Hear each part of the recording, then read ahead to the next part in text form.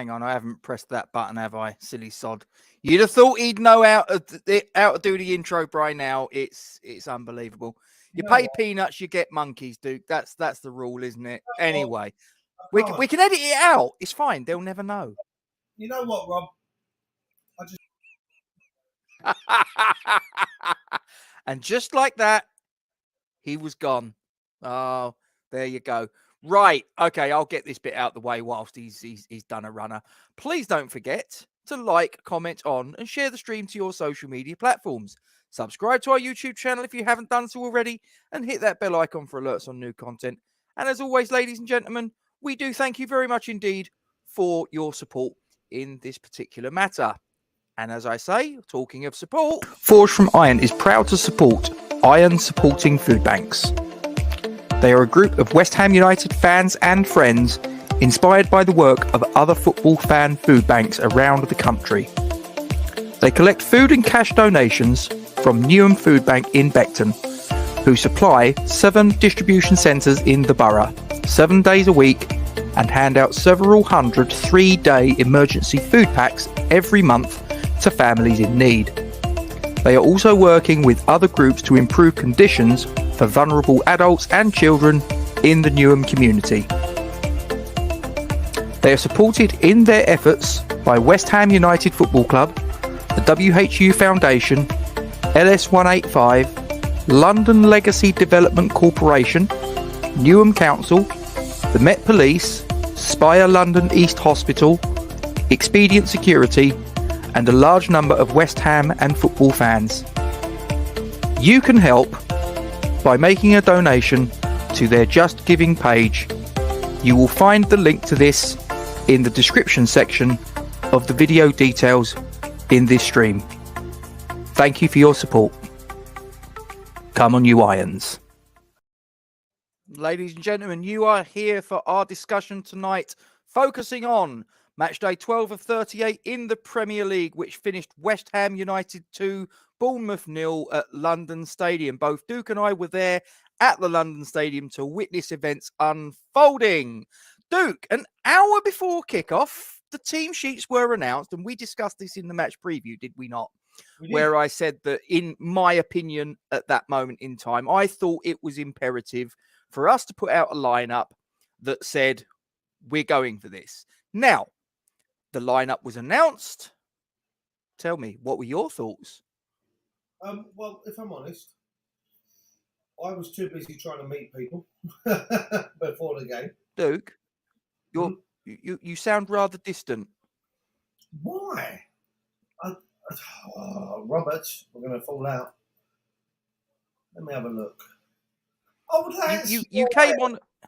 Oh, you've done it again, have you? Oh, I haven't. There you go. There we go. That's better. Smashing. Right. I was too busy. Yeah, thank you, Becca. I was too busy trying to meet up with old colleagues and friends and stuff. So I say old colleagues and friends. I was actually at the aquatic centre a little bit before 6:30, but that's for those watching another channel. I didn't see the lineup until about,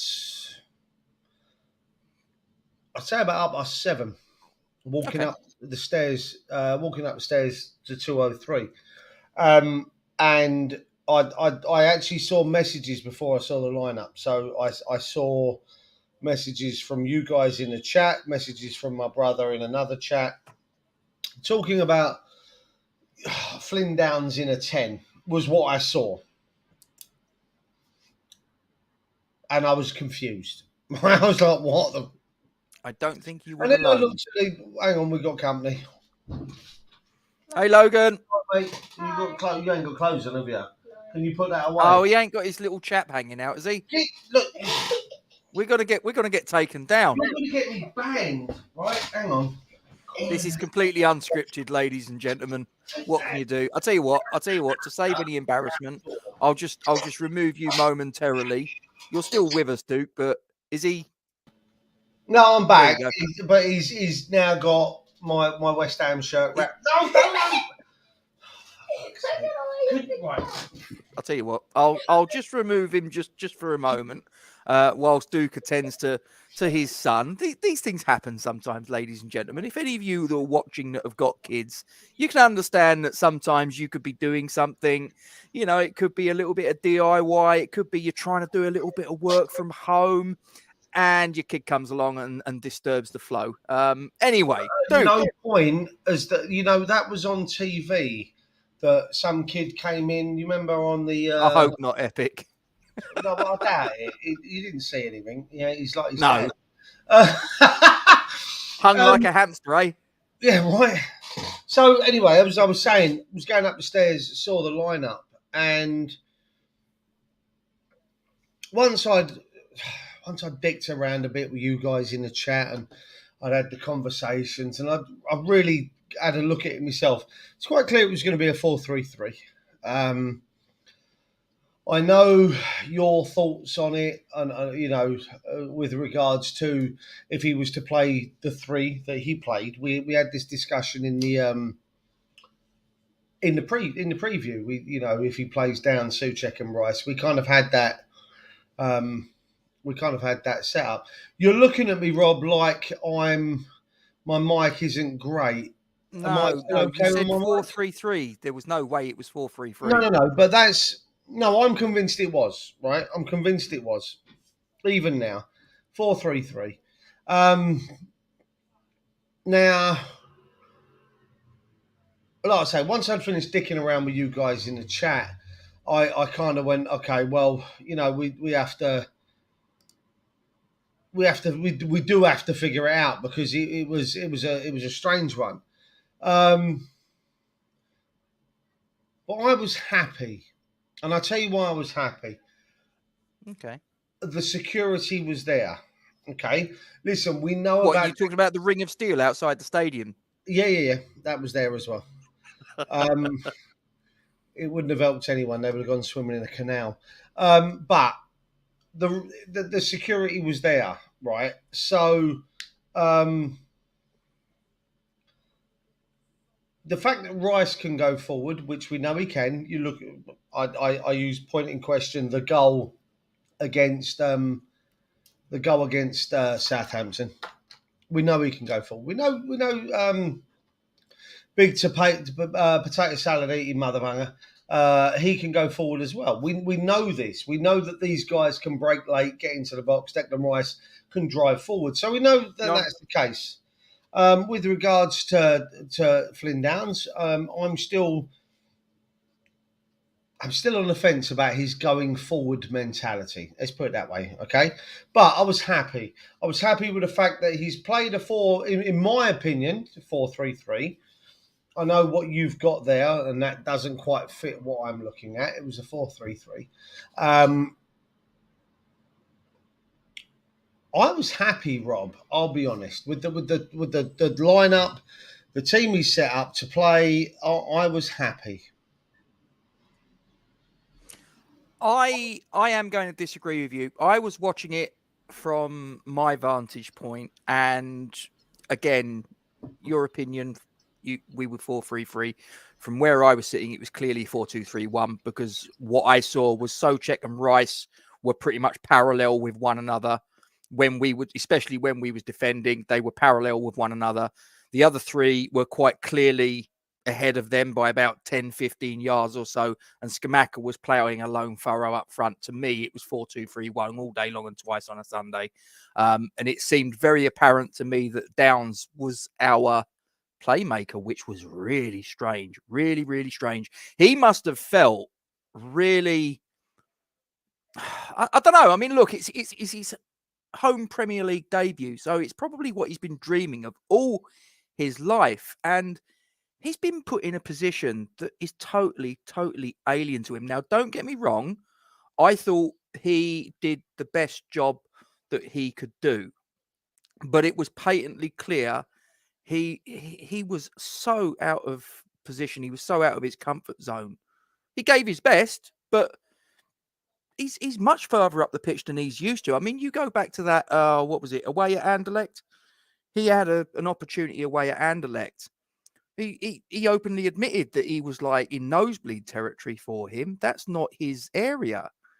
So I didn't quite see the logic. I mean, I still don't. We got the 3 points. We scored 2 goals. Okay, we're up to 10th in the Premier League. Great, fantastic. But we had 7 of the outfield 10. 7 of them were defenders or defensive-minded players. I just think that's really unbalanced. Take myself off of mute while I was having a drink. Now,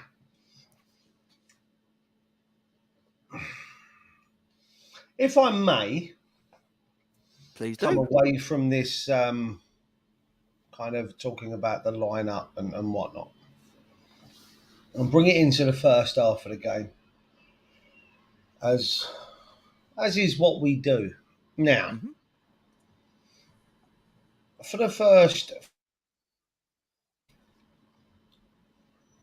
49 minutes of the game, Rob, and I'm going to be polite there because I'll say that there was 4 minutes added injury time at the end of the first half. Mhm.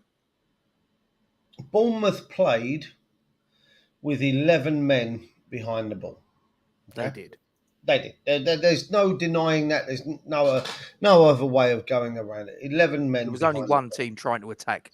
Yeah, in in that the first first half, that's bang on. Now, I had a bet with my daughter. We were sat together in the row in front of Joe and Logan. And I had a bet. We had 10 pence each. I had Ooh. backwards passes in our own half. And she had sideways passes in our own half. Okay. I believe I owe her about 20 grand right now. I'm not going to lie. I think I lost that one massively. I think I owe her a good £20,000 because Is that all? we didn't count, but in the entire game, I think I came out unstuck in all of this. Okay, there was a lot of side. I won't lie to you, Rob. We're sitting now, right, and we're going backwards, sideways, backwards, sideways. Oh, that's a forward one. Backwards. Oh, that's sideways. Backwards. Oh, there's a forward one. Oh, go on. Backwards. Sideways. Right. Now, I came up to you at half time, did I not? You did. And I'm jumping ahead a little bit, but I just want to try and give it some context. I came up to you at half time and I made a. You asked me for a loan, didn't you? Yeah, well, yeah, to try and pay off the 20 grand that I owe. And I said to you about the backwards and sideways passes. You did. You know, we had this quick conversation at half time, and it was what it was. Now, you turned around and said, actually, I think it was full time. Actually, I think it was full time. And you turned around and you said about the way we were set up. Yep. Yeah, and I said, well. I don't agree with that. I put it down to the fact that there were players in front of our back four and Declan Rice, because he was part of that. He kind of made a 5, but not quite a 5 because he was a little bit further forward. It came down to the fact that Souček, Downs, Bowen, Benrahma, Skamaka, and those that subsequently replaced them were not making space, were not getting themselves into space, were not finding space. I could say the word space about 27 times in the next 2 minutes, but it still wasn't enough that those players found that resulted in a lot of backwards and sideways passes. You can say that it's because the way we were set up. I will say it's because of the way that the players themselves, there was no movement, Rob, and it really frustrated me even up until the first goal and into the second half when, to be fair, Bournemouth kind of they threw off their shackles and they came forward a little bit more. They did, yeah. And we looked incredibly ropey at times. Yep. And obviously Becca says there she's only been able to watch highlights on YouTube. It doesn't kind of give a proper account, because the YouTube highlights will show that we won 2-0 rada. Whereas the reality is, the second half, I personally felt that Bournemouth caused us more trouble than we caused them. But I go back and I say that I really do feel that we didn't do ourselves any favours, Rob, yesterday, finding space, trying to, the runs in behind. There was a couple from Bowen, but because the way that they set up in the first half, Rob, Skamaka had either Lerma or Cook with Senesi and Mepham kind of, the three of them were on him. I don't know if you noticed that. Every time Skamaka was trying to make himself available or receive the ball, Lerma or Cook with the two centre-backs were there. They literally encased him. And then down the wings, when Bowen was breaking, you had Smith and who I call Tavernier, or you call Tavernier. No, I don't call him Tavernier. Everybody calls him Tavernier. I've heard him called Tavernier by commentators and everything. So Tavernier. You can call him what you want, but I'm going to. Well, there was several names I called him last night. But there was him and Smith that were doubled up on Bowen. You go the other side when Benrahma ran down several cul-de-sacs. That Christian Fredericks doubled up on him, and if he broke shackles of one, then you had Lerma move out, and if you had Bowen the other side, then Cook moved out, and Lerma took over the shackles of Skamaka. We were kind of.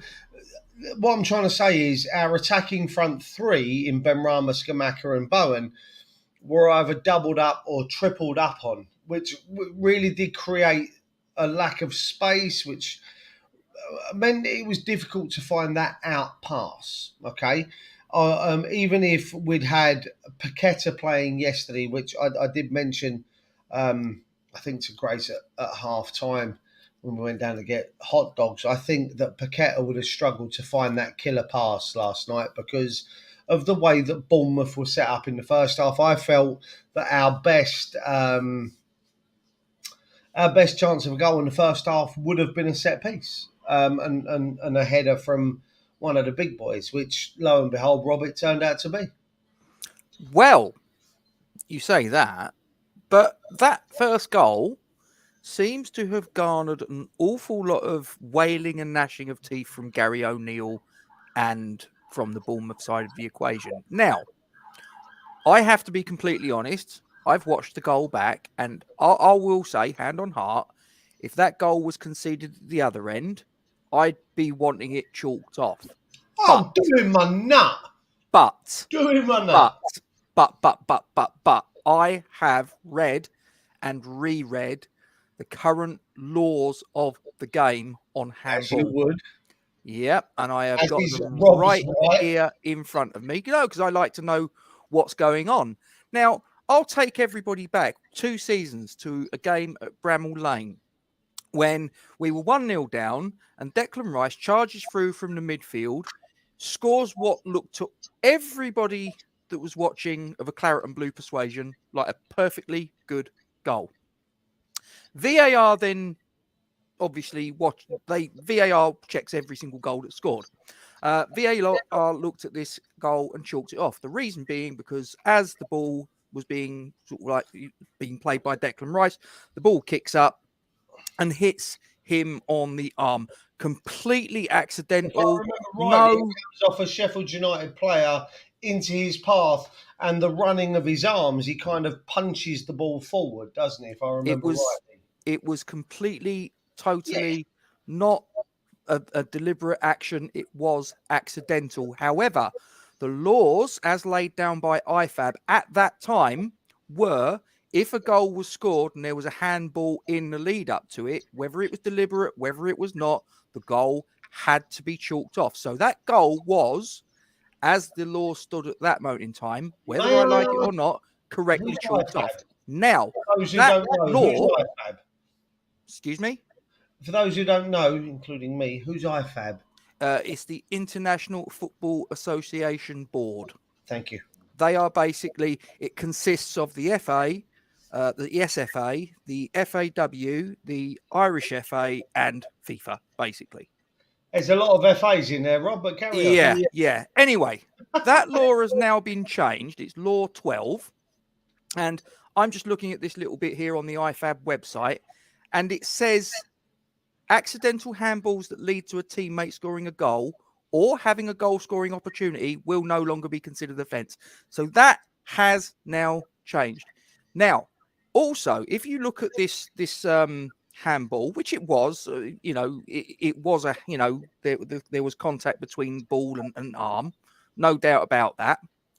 But the ball was then cleared by the Bournemouth player, and then the second ball comes in from Flynn Downs. Zuma gets the touch, it goes in. Because there was a second phase of play, There it is. at that point, that goal now can't be chalked off. Had Tilo Kehrer even accidentally put it into the back of the net in that set of circumstances, according to the laws of the game, which again I'm looking at here, it says here, if following this clarification, if a handball offence, it's a handball offence if a player scores in the opponent's goal directly from their hand or arm, even if accidental. Okay, so if he scores, if Tilo Kehrer had made that movement and it went straight in the back of the goal gets chalked off. But because it didn't, the Bournemouth player clears it. There's another phase of play, and from that, Bournemouth concede the goal. It can't be chalked off. Now, whether you agree with that law or whether you don't, there it is in black and white, and the decision was completely correct. Like I say, had that happened at the other end, would I be screaming about it? Would I be sort of saying, what the fuck's going on here? Yeah, of course I would. Of course I would. I'm not going to bullshit anyone. Of course I would. But that is the law. It's been, I've seen Dermot Gallagher, former Premier League referee. I've seen Mark Clattenburg, former Premier League referee, look at the laws, look at the rules, and give their interpretation and say the goal was correctly given. Well, that's obviously the second time in a couple of Premier League games, Rob. In fact, 3 Premier League games, and we've got lucky with that, because the Antonio one against Fulham, if I remember rightly, he runs through, bounce up, it hits his arm. There's about another 27 seconds of Fulham trying to clear the ball, and obviously, I think I said it when we did the review. It was very much a that was obviously the build. Last night was a little bit more. It's a strange one, like you say. Given against us, I'm going to be sitting here absolutely raving. Of course, I saw videos, gifs, put up on Twitter yesterday of a volleyball net. In between Kehrer and obviously where the ball comes in from, because it looks like he's setting up a spike in volleyball. Yep, like, it did. Watching it the first time, it actually looks like he moves his hand towards the ball to direct the ball in the way of the goal. In hindsight, he's actually jumping up with his hands down, kind of crossed across his midriff, his groin area. Suggesting to the referee that he's jumping with his arms down so not to be given a free kick against. Do you see what I mean with like the grappling and the leaning on the shoulders or the holding? He's kind of jumping. I'm going to stand up for this. He's kind of jumping like this kind of thing to indicate to the referee. Yes, it hits him. And yes, if that's the other end, right now I'm sitting here ranting and raving. But as you've said there, and in a way, the laws of the game benefit us right now. Let's not dick around. We're the beneficiary of this law change. As Trini Hammer says there, we got lucky with the first goal. It's only because of the rule changes this season that it's been allowed. And Black Metal says that these rules change more than our prime ministers. Yeah. The rules are what the rules are. We've got lucky, but the rules state that it's a goal. So what more do you want? Like we can argue. Do I feel? I got that one. Do I feel that? Thank you.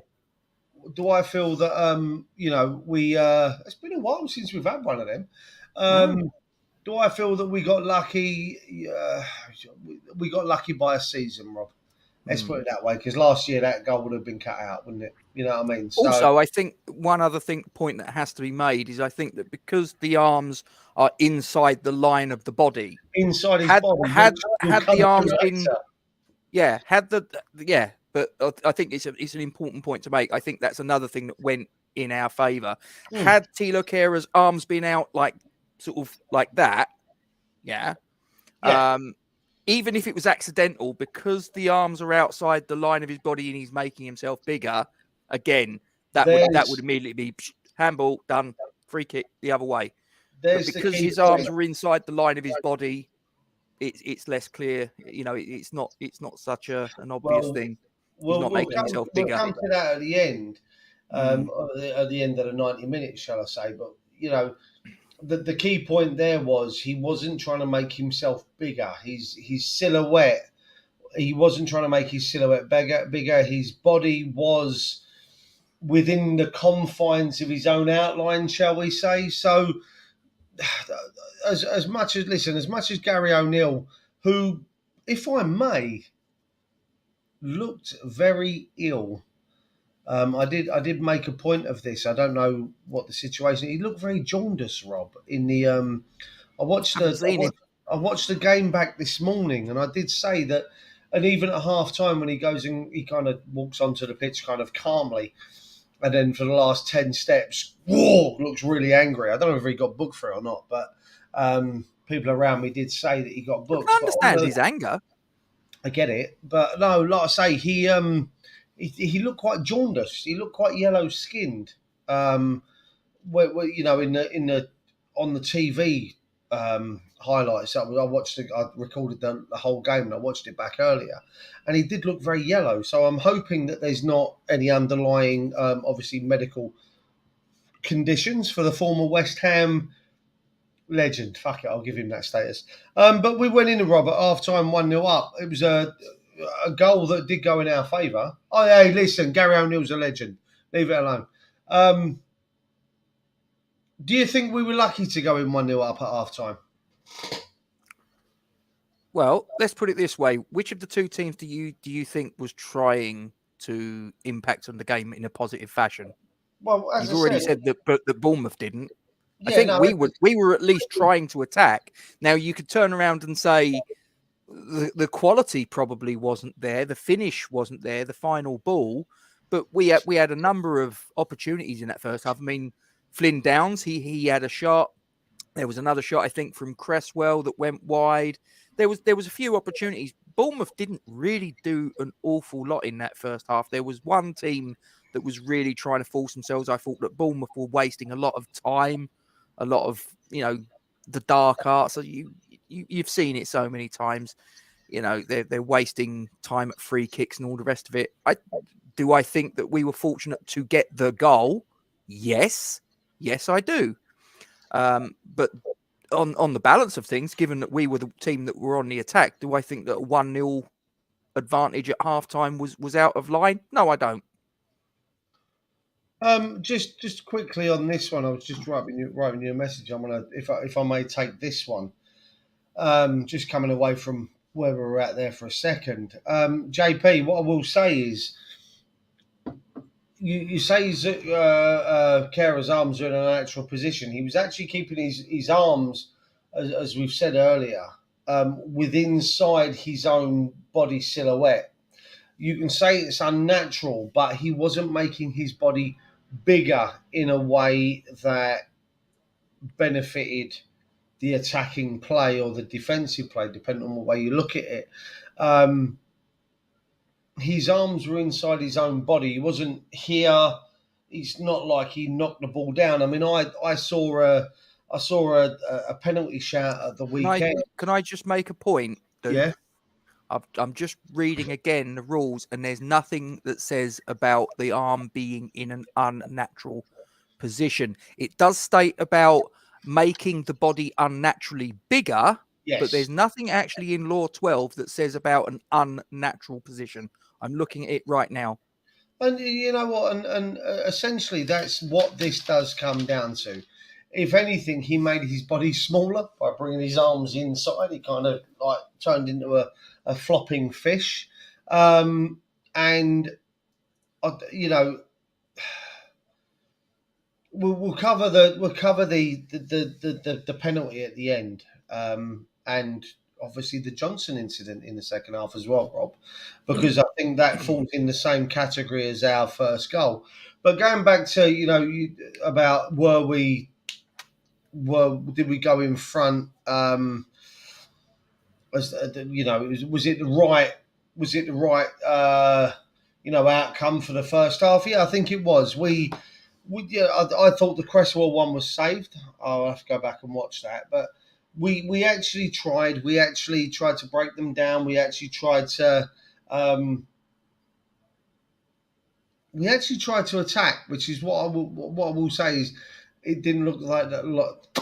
Teeth back in. It didn't look like they did at all in the first half, Rob. From where I was sat, and I was only what row are you? I think the only attack I can remember them having in the first half was as a result of a loose pass from Thomas Soucek, which was intercepted by Dominic Solanke. He ran through on goal, got his shot away. It was a pretty tame effort straight at Fabianski. That's the only chance I can remember them having. What row are you, Rob? What? I am back row. I'm not asking for what block or whatever else you're in, just your row. Back row. Back row, which is about 9 in front of where I was sat yesterday, if my memory serves. 9 or 10. So we had a bloody good vantage point of that entire game in the first half. Mm-hmm. And you're right. We were the only team that looked like we were trying to do anything. We did lack that... that killer pass, which, as I said earlier, I think we missed Paqueta in that kind of role. Someone that can, that create that key chance. And I did say earlier that I felt that we only looked like we were going to score from a set piece, a corner. I mean, Benrahma had a fantastic free kick in the first half and absolutely threw me, because I did say I thought it was going to go across the keeper. Was that the one that hit the side netting? Side netting. I did think he was going to go across the keeper and go far corner. I actually said it to Grace. If I was, because obviously he was lined up there with Cresswell, and I said it's going to go one of two ways. Either Cresswell's going to put it in and around the penalty spot and kind of entice the keeper to come out for it, and maybe one of our big old boys will get a kind of a looping header that will drop underneath the bar, or Benny's going to go for the far post and whip.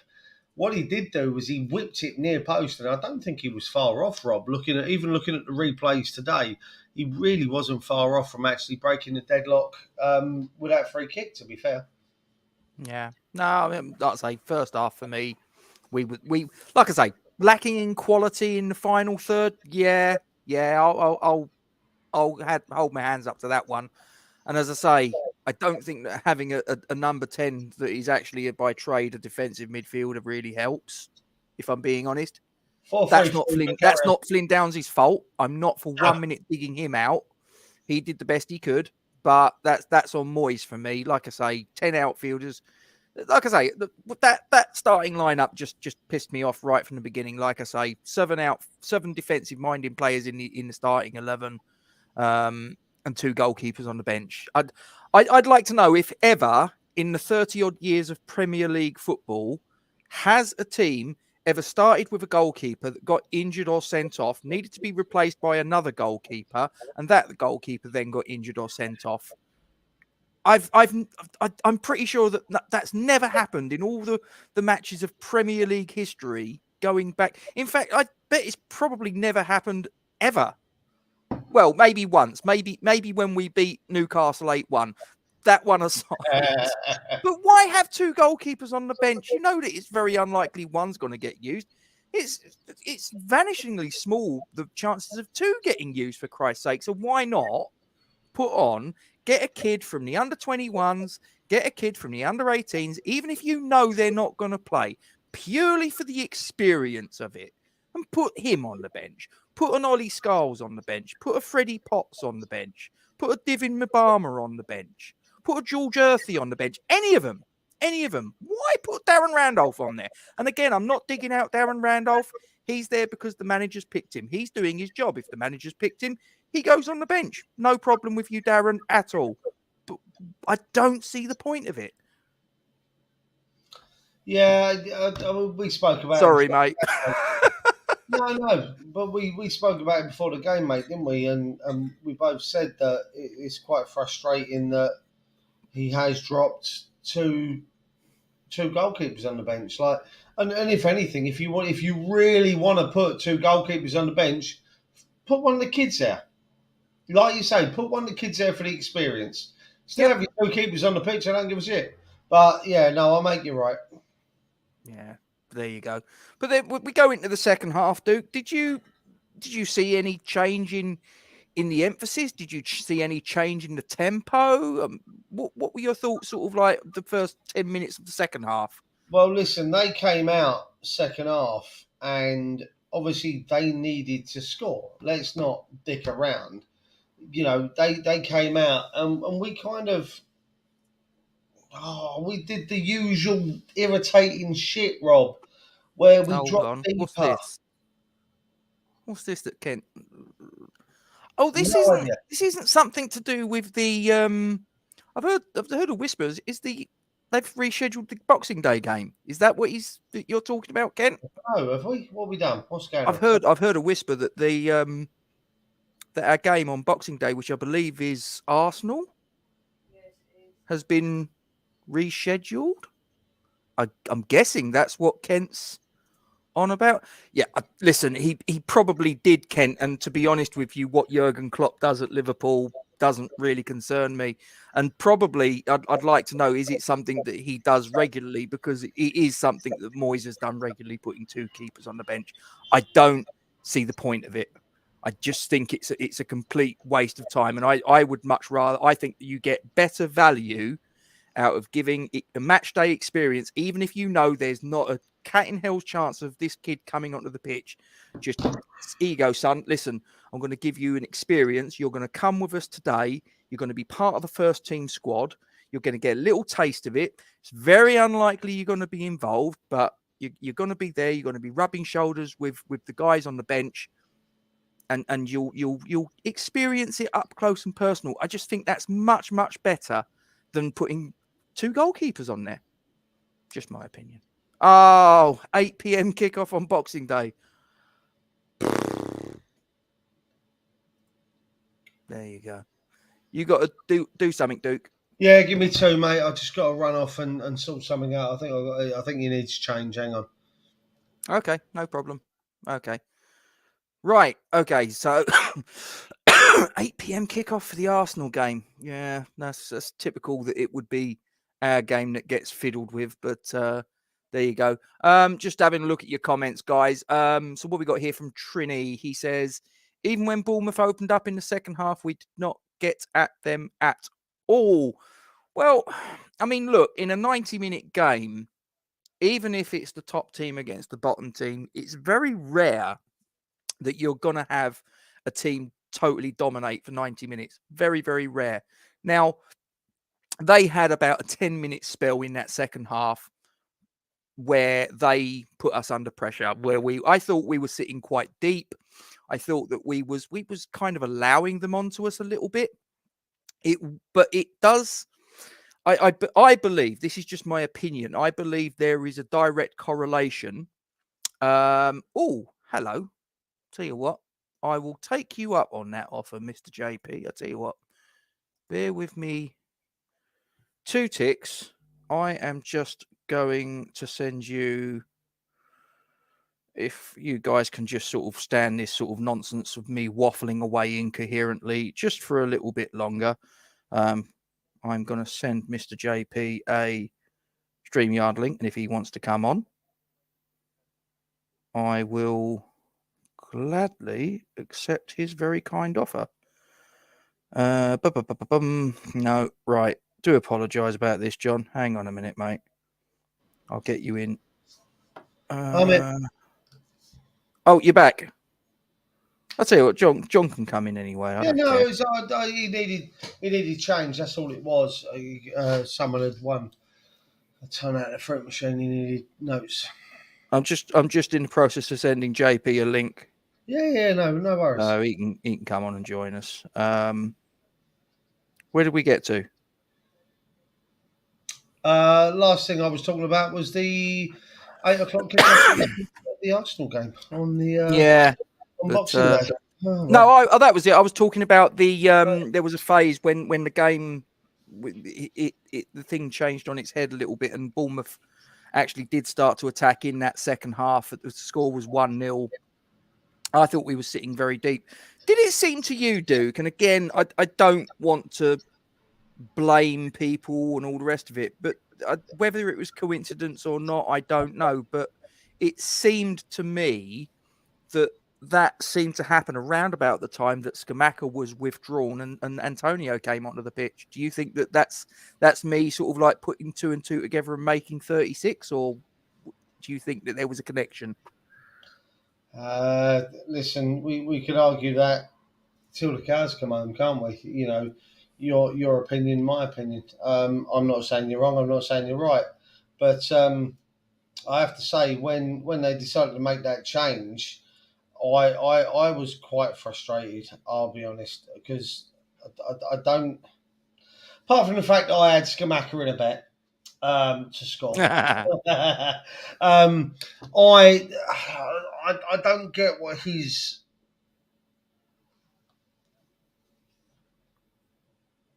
adverse. He's feeling towards playing the two of them in the same team. I agree with that, Trini. I don't get why he doesn't want to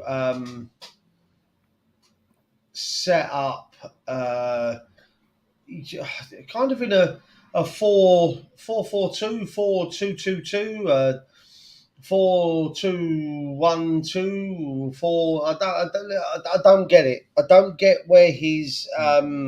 Check your phone, John. I don't get where he's kind of not being able to have the two of them in the same team.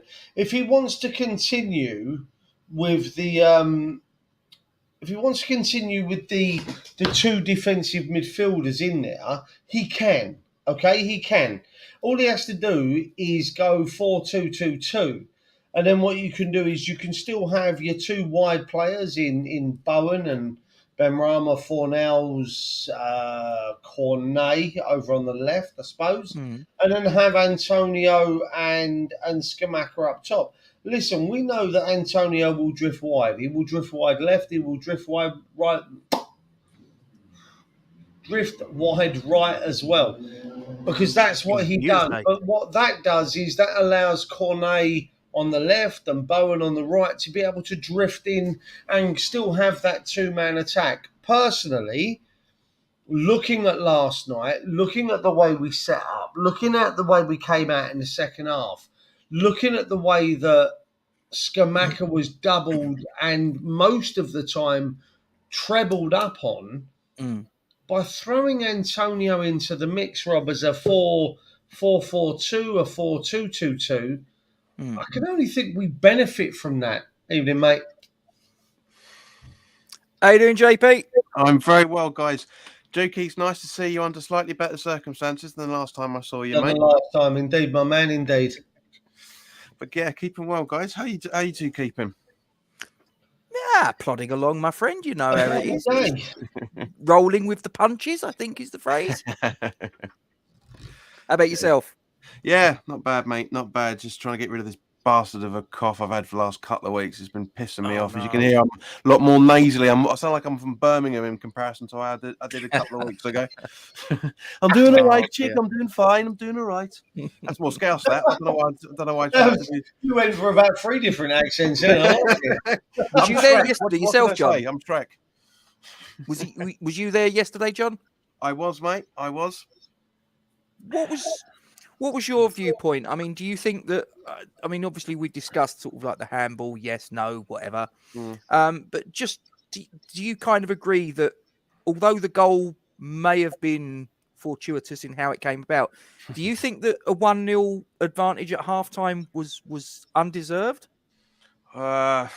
It's not to sound so much like to echo what you were saying earlier, Gatesy, mate, but we were the better side out of the two when we should have. I wouldn't say we were deserved to be in the lead at half time, but we should have had the things should have been more on target than they were, shall we say? Yeah, the quality was lacking in the final third, that's for sure. Yeah.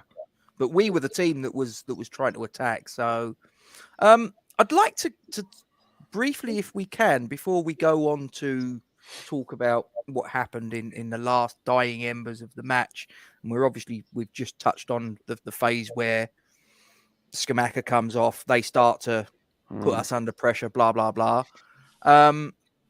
There was a challenge, and Duke, you might want to take over because you before we hit play, you brought this one up yourself. So Duke, all over to you, my friend. Yeah, I mean, it was. Is it Jefferson Lerma? Yeah, he's in a kind of a challenge in the, I suppose, just inside the in the Bournemouth half, and he's in a tussle with Souček. Souček kind of pokes the ball away between his legs, and it rolls goes about 10, maybe 15 yards, and Lerma starts to chase after it, and the only way I can describe it is one. Yeah, there is. He kind of goes into a Karate Kid-esque kind of, that bottom leg kind of tucks up as he makes connection. That bottom leg kind of tucks up. If you that rolls on about maybe a second, you kind of as that top foot hits just above or in and around that blue stripe on the leg of his foot, you can see there, it kind of looks like hi-ya kind of kick that he's going for. Do you know what, Dick? It's not sorry to inject you, mate, but that's not that far off the injury that Gary O'Neill had that stopped him playing for 18 months. Yes. And someone pointed that out to me earlier. I called it that was a straight red in the game.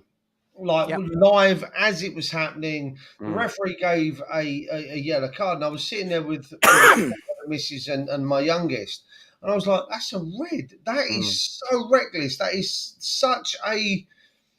It's an awful challenge." Now, after the Chelsea game, I was watching the Chelsea game downstairs in the pub, and I actually recorded the game live last night, so I could come back, and as I was doing bits around the pub this morning, cleaning and stuff before we opened, I could actually have it on as I was doing stuff.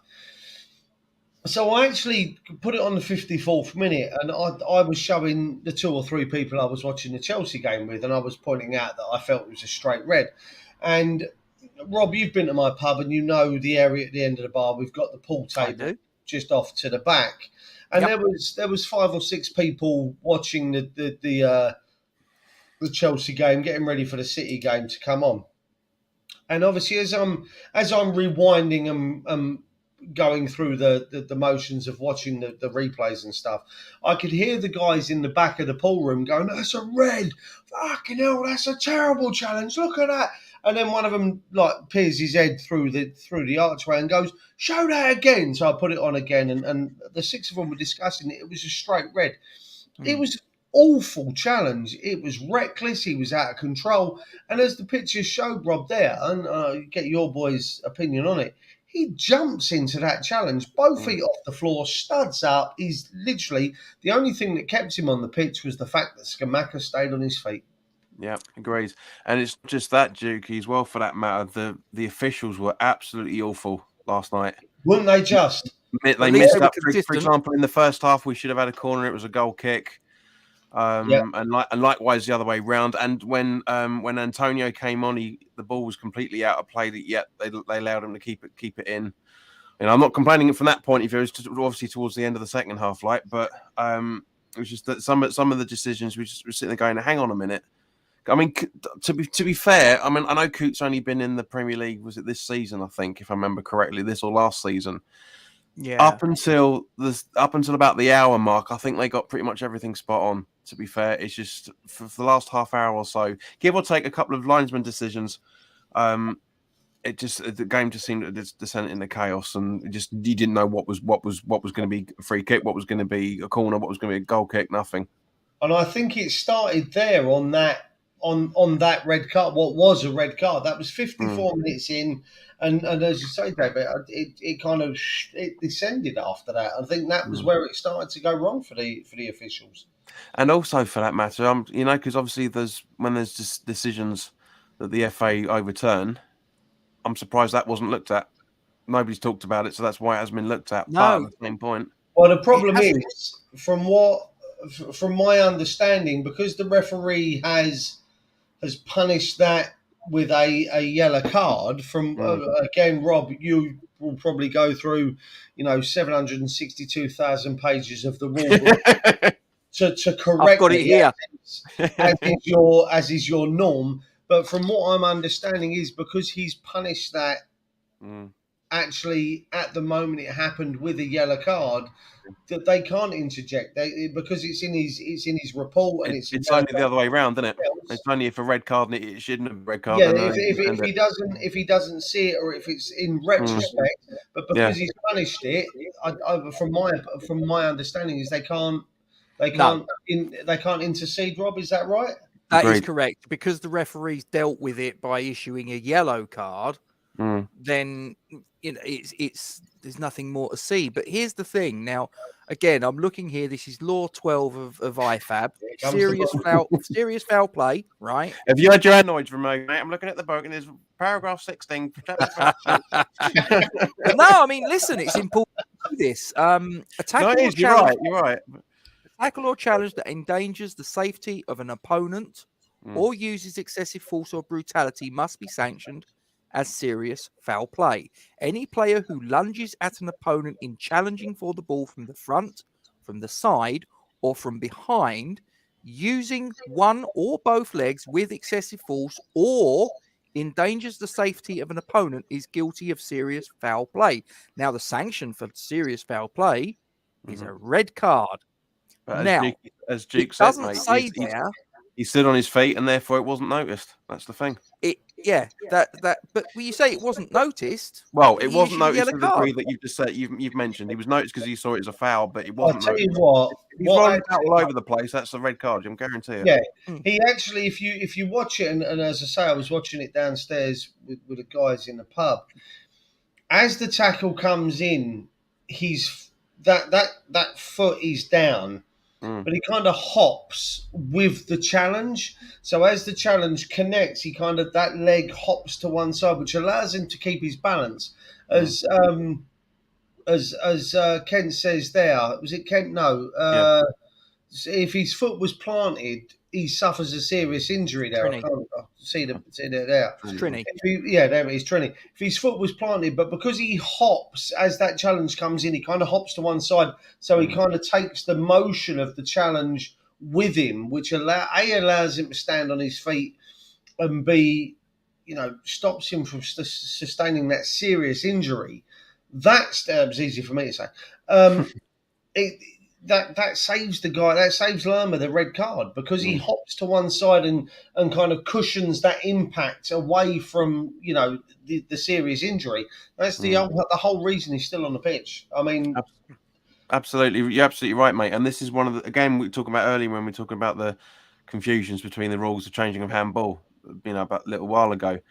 I don't understand why if a red card can be rescinded. Why can't a yellow card be upgraded posthumously in the same way? Do you know what I mean? It makes absolutely no sense. But at the same point, we can't have every single challenge being overlooked because it will just take away even less confidence from the officials and the referees that they've already got, or some don't in any shape or form. But at the same point, and going back to what Kent was saying earlier, where he was saying red card VAR should have intervened there. It will at some stage. It just won't at the moment because they're only focusing primarily on stuff in and around the box. Well, we actually were beneficiary of a red being rescinded back down to a yellow, if I remember right. Twice. Yeah, I remember the Cresswell one. He was given a red, and then that was VAR intervened, and the referee was asked to go look at the monitor, and he actually rescinded the red back down to a yellow card. It might have been Newcastle. Sounds So about right. we And know also the famous the Mike other Dean way. booking of Souček. That was rescinded as well. So Yeah. Do you know what? Do you know what bugs me? And I don't know whether you guys or anybody in the chat might be able to help me out with this. I'm pretty sure I didn't imagine this, but in the summer, I'm pretty sure that the powers that be said we will let the audio out there for people to view. Not at the time it happens, but there would be a facility. I don't know whether it would be you could go onto the FA website, the Premier League website, whatever, and you would be able to, after the event, hear the dialogue between on-field referee and VAR and the conversations that were being had, so that way, even if you fundamentally disagreed with the decision still, you could at least get some sort of idea on how that decision came about.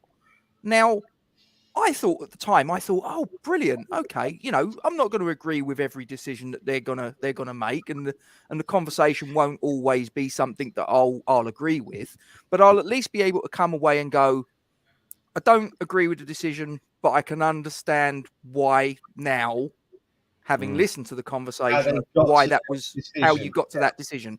Can someone point me in the direction of where these conversations are? Because I think they might be your Magners, mate, somehow. I don't remember hearing it. I'm not saying it didn't happen. I just don't remember. No, there was something that said that there was going to be these conversations were going to be released after the fact, and as I say, I've not heard a thing. I mean, I know it was discussed, but it's been discussed for the last 2 or 3 seasons that it's going to go down to be more like the NFL, where we on the rugby, where we can hear it as and when it's been discussed. But I don't. I'll have a look at it, guys. If I can find it, I'll send you the link, mate. But I don't genuinely remember seeing anything. I say discussions and it being put in as 2 totally different things. Do you guys think though that obviously with that, what you're now doing is you're undermining, essentially, in a way, the on-field officials? I listen. I'm fully behind, having those kind of conversations. I mean, you look at we'll come to it in a minute, but again, that decision for the red, VAR intervening there. We had an issue a couple of seasons ago with a certain game against Fulham, and Souček trying to get his arm over a player so he can move him forward to get in behind. Accidentally catches the guy. Now, in retrospect, we look at that and we see that and we kind of go, well, we know what he's doing.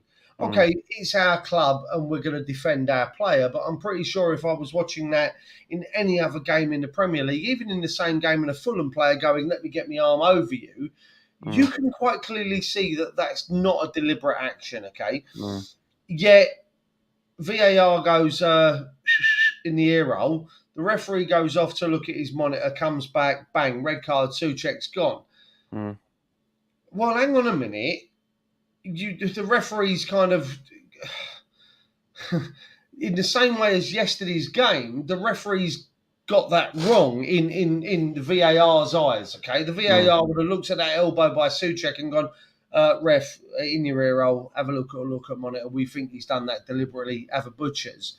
Whereas last night, you can quite clearly see that he's gone deliberately. For me, watching it back, he's gone deliberately both feet off the floor and jumped into that challenge. It's not like it's might have missed this one slightly. Hold on a minute. That's a jump in. Now, surely the VAR, and let's be honest, it was Mike Dean that he was, and Kavanagh was his assistant, if I remember right. Well, hang on, mate. You were persuaded in your ear roll by some geezer at VAR to go look at an elbow. Why are you not trying to persuade this geezer to go have a look at what was quite clearly a reckless challenge? I mean, listen. You go down that route of, everything being broadcast over Tannoys or over Charlie. Over Tannoys. I didn't imagine it then, John. I personally think you're taking more and more away from what is. It's going to sound really bad, but what is our game, i.e., football, our game, as in English, working class, everything else. And what you're doing now is, as someone mentioned earlier, Peter, you're now kind of pandering more towards that side of the water and what they do because of our owners, because they're trying to get more of that side of the water involved in our game and trying to get our game more involved in what they do. It's been coming for decades, even before you're the American right, owners. It's been coming for Trojan decades. horse attack on the Premier League on English football. Here's we the other have thing, Red though. I Bull mean, then? you're saying about hang on a sec. You're saying this is about 4 halves instead of 2. Pete and guys, you might want to consider this. What's the one thing that the Americans find completely bizarre about Premier League football? We don't pick begins it with up. the letter R. We don't pick the ball up. That's what they find bizarre. Like, hang on a minute. No. It begins with the letter R. No? Relegation. Of course, but they're all forced leagues. Relegation. They find relegation completely bizarre. And I'm telling you now, that's something you need to be concerned about, ladies and gentlemen, because if we have, I think it's 14 Premier League clubs that have American owners, then that they could then have got what they call a supermajority, I think it's called. They can vote in a piece of legislation or whatever, and in theory, relegation could be a thing of the past. And then it makes the sport completely pointless. That's the whole point. Yes. You know, that's as much as I'm a big NFL fan. I love the American football, but this watching the games, but it's completely, it is massively irrelevant to have a tournament if you're going to have no one's going to be relegated. No one's going to be able to come up for the next league. Listen, the way they do things out there, they have four leagues, which have you have 4 leagues per division. So you have the American and the national. I'm going by baseball as well. You kind of have four. You have the National League, the American League. Then you have Central, East, and West, and then you have 4 teams per group. The winners face off in a divisional championship. Then they face off in a whatever that bullshit is, and then now that works for them because they have 12 teams per division, and at the end of it, the divisions face off. That works for them. Over here, we have 92 league clubs spread across, 4 divisions. How the fucking hell are you going to get that to work across? So 92 league clubs spread across 4 divisions, but they've got 12 spread across 3 times 2. So you've got 24 teams facing off to get down to the final 2 every season. This is baseball primarily. You're not going to be able to do that with 92 league clubs across 4 divisions. That's not going to work. No, they'll just pull the ladder up, Duke. It's real simple. They'll pull the ladder up and go, these are the 20 teams. That's us. You lot can fuck off. No, you can't do that because that goes. They could. No, you can't because that goes against everything and the foundations that this sport was built upon. But they could. Let's not forget that football's been going for half the amount of time the bloody country was founded. Let's not forget that. So there's a lot of things they're trying to catch up on. If you had 14 clubs that were owned by American owners and they all got together and went, we can basically make this a closed shop like the NBA, like the NFL, like the NHL, whatever. We can literally just pull the ladder up and go, you 72 down there, unlucky, fuck off. They could do it. Now, whether they will or not, but they could. Exactly, you're right. But we saw with the only reason why the Premier League became the Premier League was because the TV channels accepted it. We say, fine, you got another league. That's the same. And what you're talking about, Gage. So you're absolutely right. It could happen, but it won't because the fallback of the Super League is exactly the same principle. That's exactly what they want to do. They want to take the so-called top 6 out of every nation and then put in a team where nobody loses. Basically, that's the end of it. There's no loss in NFL. Anyway, yeah, we've kind of gone off topic a little bit. I'm mindful of that. So going back. let's get back to the Bournemouth game. So anyway, right, let's get on to pretty much the last incident of the match.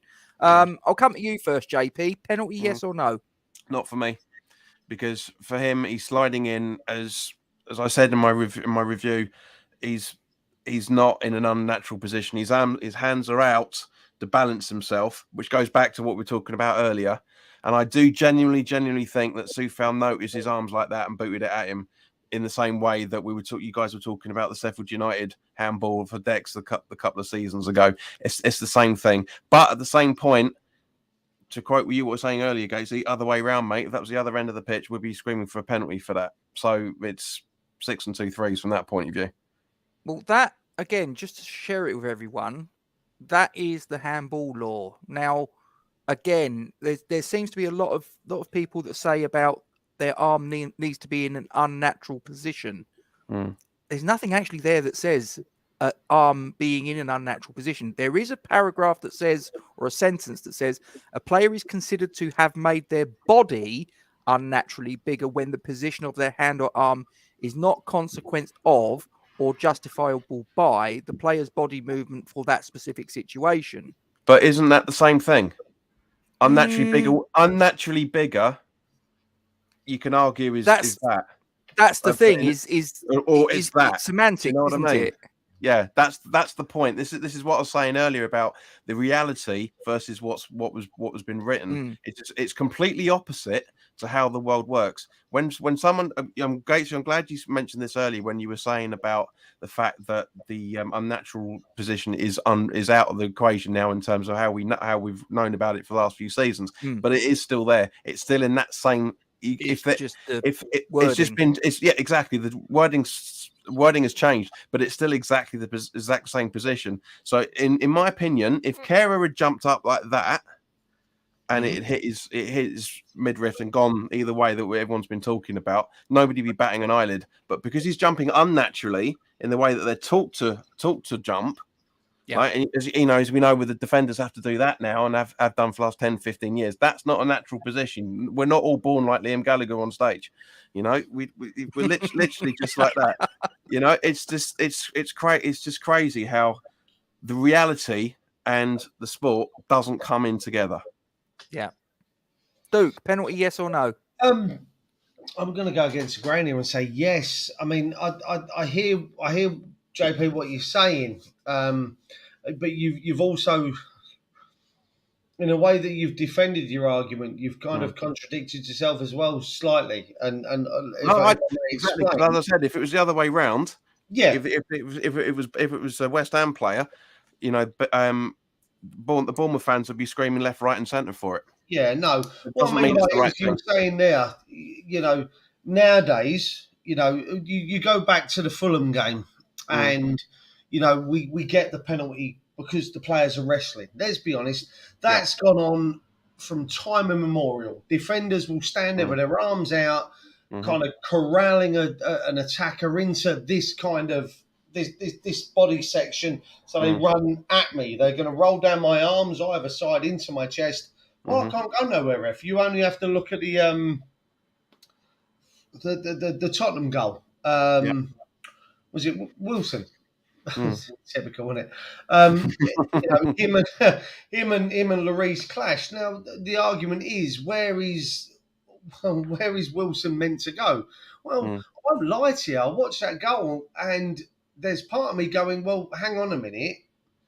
Wilson has his arm out slightly, like he's trying to corral Lloris into his body to make it look like he's run into Wilson, not Wilson's kind of guided him into that position, which, different story. But for same me, principle. It's the same principle, isn't it?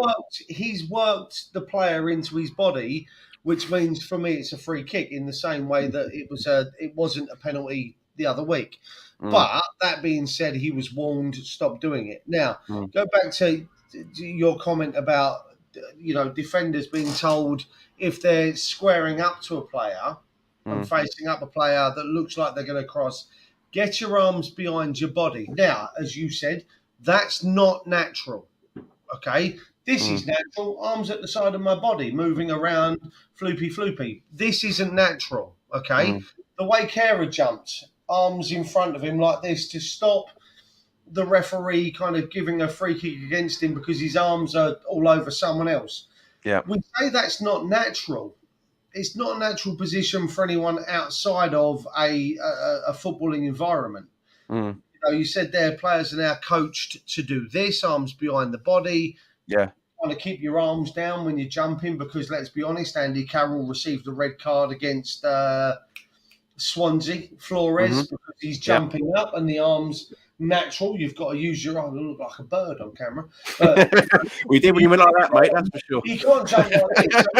So get leverage, and he's obviously caught someone. Now, you move fast forward, 10 years, and now we're looking at players jumping like this. Now, that's what they've been coached to. So, yes, unnatural outside of a football environment. Me jumping up, I look like an absolute dick.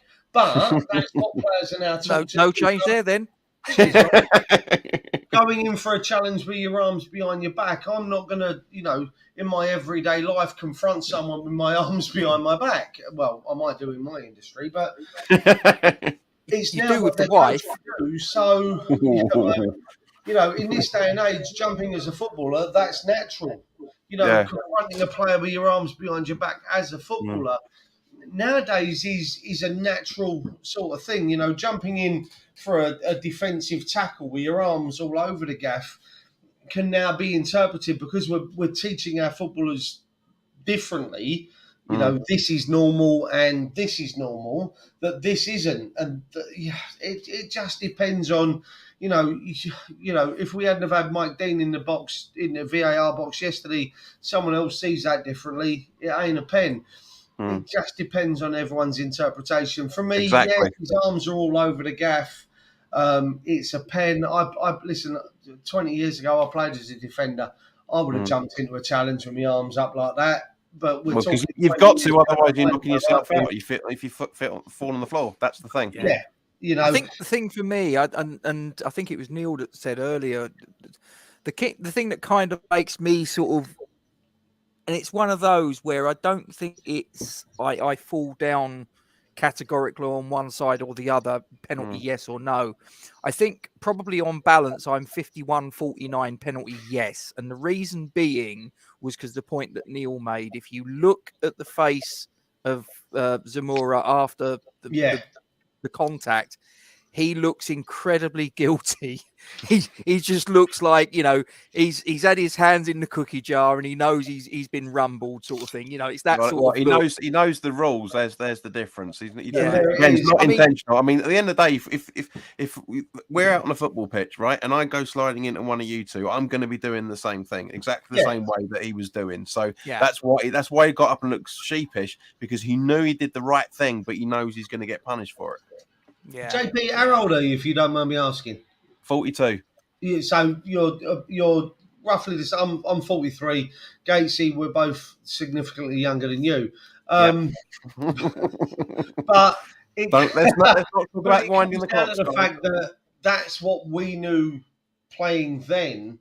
Yeah. Although we'd still do that now, these guys are pretty much in a coaching session are going to be told arms down, boys, because you don't know what's going to be coming. I'll refer back to, was it what was the Leicester game the other day when Vardy got fouled and kind of, as he went down, slid into the ball and kind of it wasn't deliberate, but he kind of knocked the ball into the path of the attacking Leicester player with his arm as he went to grab his ankle. Now, you go back 3 years ago, that goal gets chalked off for the handball. Yeah, all he's trying to do as he goes down, he's not knocking the ball deliberately through for the player to chase onto, is he? He's going down, going to grab his leg. It's just that the ball comes into the collision of his arm. Nowadays, that as we saw, that goal is allowed. You go back like the Declan Rice one running. there are so many changes. And Rob, if it wasn't for you with your, yes, let me take a look. We wouldn't, 9 times out of 10, I'd be going, like I've said to you before, Rob, his arm's in an unnatural position. Well, although JP says the wording's slightly different, but it doesn't say unnatural position implicitly. It's not there. So then, therefore, you've got that whole grey area of what is unnatural and what is natural. And just to interject what's going on with the comments here, just interject what's going on with the comments. Steve, we're not unhappy with the win. The majority of this conversation has been about the contradictions in the rules. I don't think Steve's necessarily referring to us. I think he's more referring to... I know. There's a lot of hatred along that, and I will use the word hatred because I've seen so much of it online.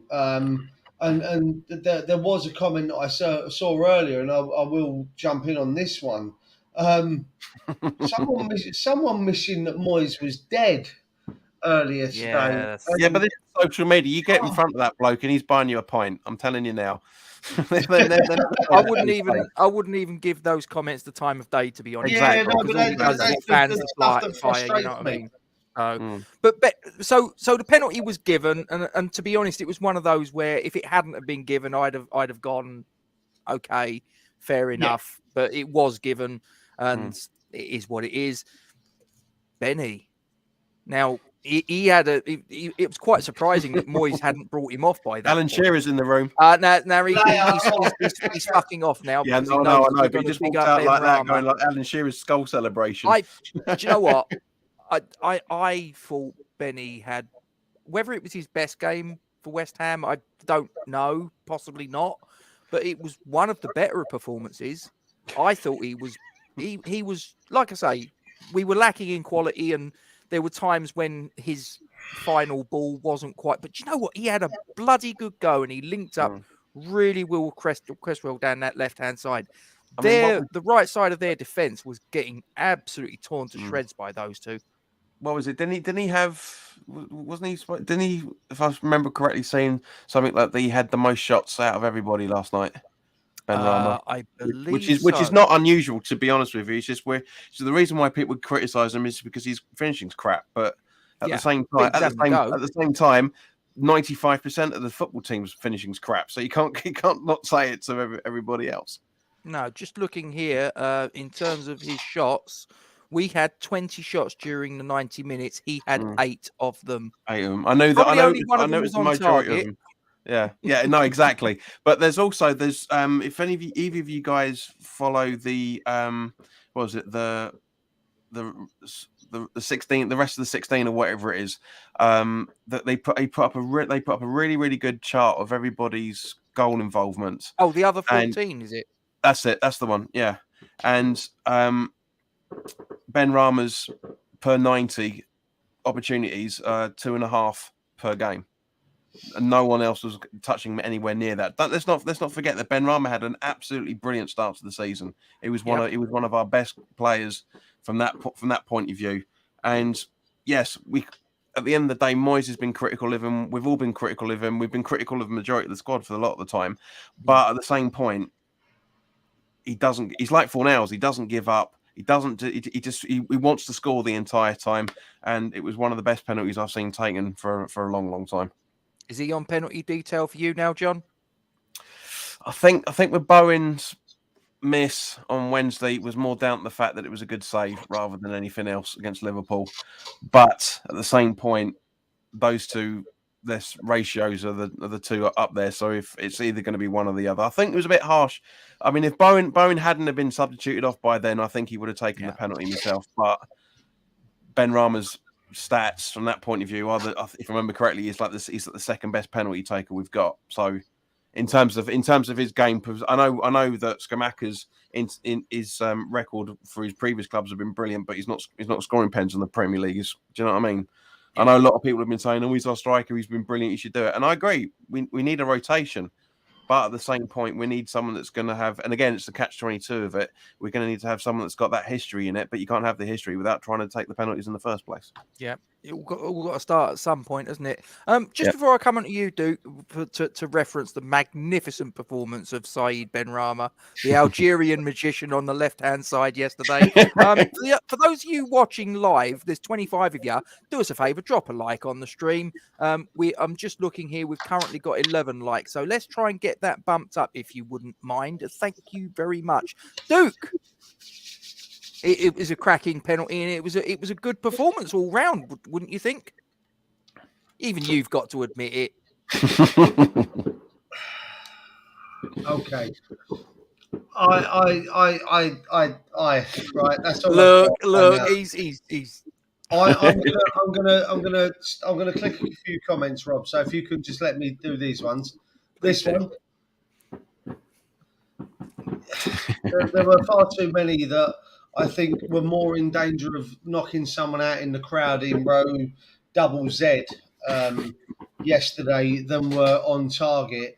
And before I click my next comment, what I will say is you put a graphic in the chat earlier, okay, about this weekend's forward or progressive carries in yardage. Yes. Yeah. And I think Benrahma came out at 365. I'm just looking here. 363, 365, if Benrahma, my memory serves. He was top of week 13's list of the other 14. So if anyone that's watching is not familiar, it's taking out the Sky Sports top 6 and leaving the rest of the 14 Premier League teams. For week 14, Saeed Benrahma is top of the most progressive yards carried with 325. The guy that is in second place is quite some distance behind. It's Max Pillman with 273. Oh, 273. See, I studied this. Now, as I said to you in a text message earlier, Rob, can you give me Aaron Cresswell's forward passing stats from the same message? From the same message you sent us, Rob, the forward progressive passing stats of Aaron Cresswell. I believe it was 465. 484. It's close, he right? He was third, second, third, fourth, fifth on the list in week 13. So I actually made a comment to you earlier in the chat where I said those progressive yard carry by Benrahma were down a cul-de-sac and to a dead end, which resulted in him passing 30 yards backwards to Aaron Cresswell. You really find it difficult to give him any praise, don't you? Okay, I'll give him all the praise you want. He was my man of the match yesterday, but I'll stop there, right? He ran, he flattered to deceive, right? Here we go. Where is he? There he is. Flattered to deceive, Rob. He did a lot, and yes, he did. There was a lot of flicks. He's upright, his player. Tricks, right? There was a lot of flicks. There were a lot of tricks that did absolutely nothing, right? I lost my shit, I think, in the first half after his third or fourth, what I consider to be a messy chop, i.e. the ball comes to him, he uses his right foot to chop it back over to his left-hand side, and I'm like, what the fuck are you doing? It's done nothing. You've not gained any yardage. You've not gained any space. It just looks good with absolutely nothing. There's no outcome from it, right? Now, he was the only player that looked like he wanted to achieve something at points yesterday. He did. He was looking to take people on. But again, he ran down cul-de-sacs. He ran down dead ends, which meant he had to turn round and come back on himself. He doesn't have the outright pace to beat a defender on the outside to whip a crossing, which then results in him running to the byline. Fuck, I've got nowhere else to go. Coming back, which then allows their defensive line to come back and get set for the pullback to Cresswell, who then delivers the cross. Okay, for me, Benrahma's more natural position would be to be in a 10. I saw my prime example of this is Kai Havertz for Chelsea this evening. Okay, Kai Havertz isn't a striker. Kai Havertz isn't a left or a right winger. Kai Havertz is a 10, someone that's an attacking midfielder, sits in the middle on the edge of the D. He got the ball tonight, one touch out of his feet, bent it in off the bar, Chelsea score, right? That's where Benrahma's at his best, right? I know I'm going to be slightly biased here, but I'm going to use this one. Okay, he had a great game, but the Steph overs and the flash How stuff much did you pay her? those are her words. That is my other half, by the way. But those are Well, her yeah, words. because she bloody hears it every week. That's why she's Yeah, put it in no, the chat. literally, that's all I do. But for me, he was man of the match last night. He did try to make things happen. What frustrates me is he, like I say, he runs into cul-de-sacs. He has to come back on himself. It lets the defence reset. And we in the end, for all his endeavour and his what appears to be good work, we get nothing out of. If you drop him in the middle of the pitch and let him do his stuff in a 10, I think you'll see more out of him. The goal against Burnley a couple of years ago when I ended up having a row, or against Brighton, I think it was someone, and he bent it top bins. He was the reason we got a 1-1 draw. That's where you want him. That you've got to have him in the middle of the pitch, because what happens is he doesn't get time to think. It's all a natural reaction in the 10. If he has to come in on that right foot from the left-hand side, he gets bogged down. If he tries to go down the wing, he doesn't have the natural pace to beat a defender to whip a crossing, so he has to come back. You put him in a 10, he doesn't have to think. It all comes naturally to him, and that's where you see his best stuff. But for me, he was man of the match. Anyway, move on. But to play devil's advocate in that, if he was the man of the match and you've just been sitting there complaining about him for 3 minutes, doesn't that reflect badly on the rest of the 9 other players out there? Exactly.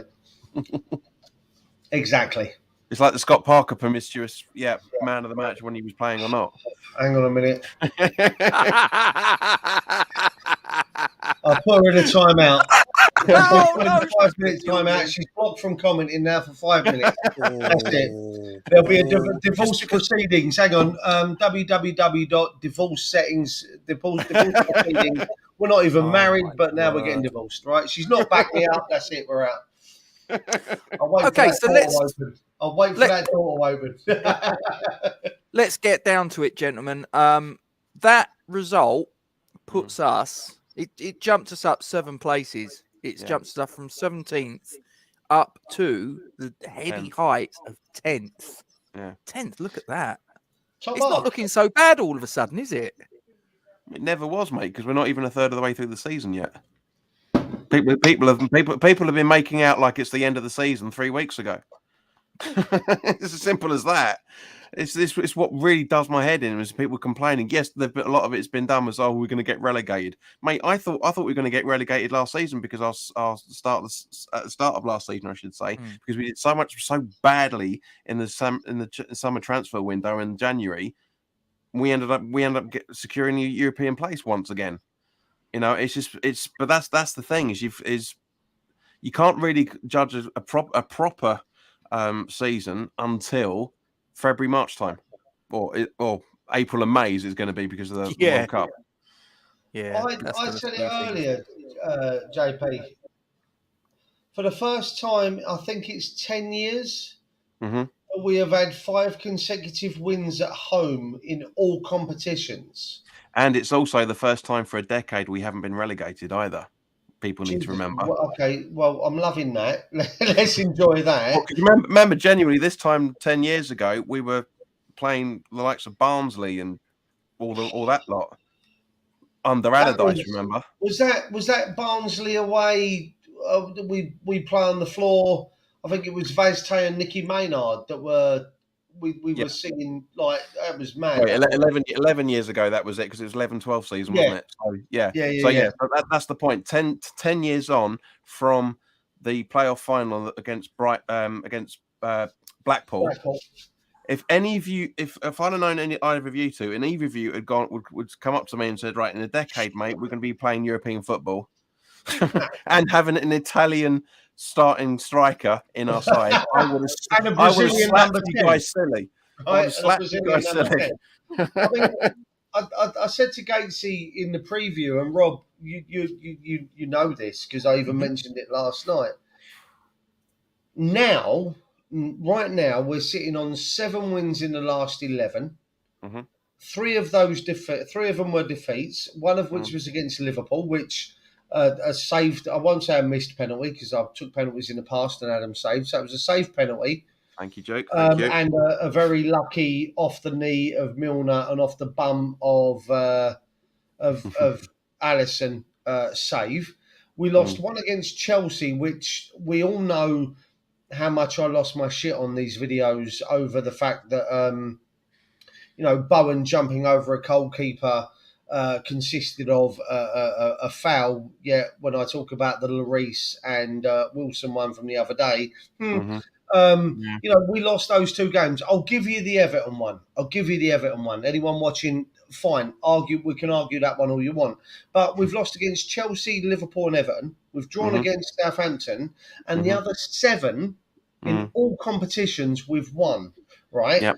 Tell me at any point you can be happy, you can be unhappy and really angry with the fact that you've won 7 out of 11 games, of which 2 you lost against the so-called Big Six. Like, come on, wind it. And in. it's also success. Jiggy, I'm so glad you said that, mate, because I was at the start of the season, people were saying, "Oh, since January we've had blah blah blah blah blah." Whatever the losing ratio is. I went, well, actually, no. The losing ratio in all competitions was that we won 16 games from January up until whenever that conversation was. Because I remember that quite clearly. It's just like, hang on a second, no, the Premier League, and this is, and I hate to say it, I'm gonna really, really show my age here, but the Premier League isn't the be all and end all of football. There's other stuff in there. There's League Cups, there's the FA Cup, there's the European competitions. We're very, very lucky to be in, to be honest with you, given how good the progression of the side's been over the last few seasons. People seem to be very, very. I was winding a mate up of mine about this in the pub just before the game last night. I said to him, he's the quintessential stereotypical football supporter because his memory doesn't go any further back than 12 months. Because it's people need to, and again, I will say this until the day I die. We have to remember the bad times and reflect on it when we've got the good times to see how far we've come in such a short space of time. Because 3-4 seasons ago we were battling relegation. Now we're battling and trying to get into the top 7 and 8. Do you take Steve's point on board, guys? People are angry because they expect us to always win playing like Barcelona. Do you think that people have, got so accustomed to us doing, finishing 6th, finishing 7th, European semi-final, and we've gone out, spent 180 in the transfer window, and we've had a bit of a slow start. I mean, the one thing I will say is that is a concern to me, and despite now us in 10th and all the rest of it, 11 goals scored in 12 games. That's not great. But you look at Brentford, they're on the joint goal difference with us. 18 scored and 21 conceded. True. But also just go back to your point there, Rich, as well, that my minute and a half rant answers what Steve was talking about. People not having a memory going further back just because people are getting so used to the good times and forgetting the bad times and forgetting where we've come from, and all of a sudden expecting us to be the Poundland version of Man City. It's just not going to happen. It takes progression. We are never going to play like Barcelona, but if people stop playing FIFA, and again, show me age here, PES, they'll actually realise what it's like to be an actual football supporter that's been through 50 years, and let's not face it, give or take the day I was born, 75 and 64, and 65 as well for that matter, with the equivalent of now what was now known as the in between the Champions League and the Europa League. We've had dire circumstances. Even 15 years ago, we were on the verge of administration. Yeah. Let's not forget that, because of the no fault of his own in any shape or form, but because of the Icelandic crash, we were very heavily going into administration. The teams like Barcelona, Chelsea, Man City, Liverpool have had massive investors. We never have, and we probably never will. And that's the context you got to take it on. Like, yes, It's great. It's awful when we lose. Nobody wants to watch West Ham lose. Even I don't care what people say on Twitter. Oh, I'm happy you lost. Bollocks! You're not. You're only saying that because you know it's going to get you traction. Every genuine football supporter hates seeing their team lose.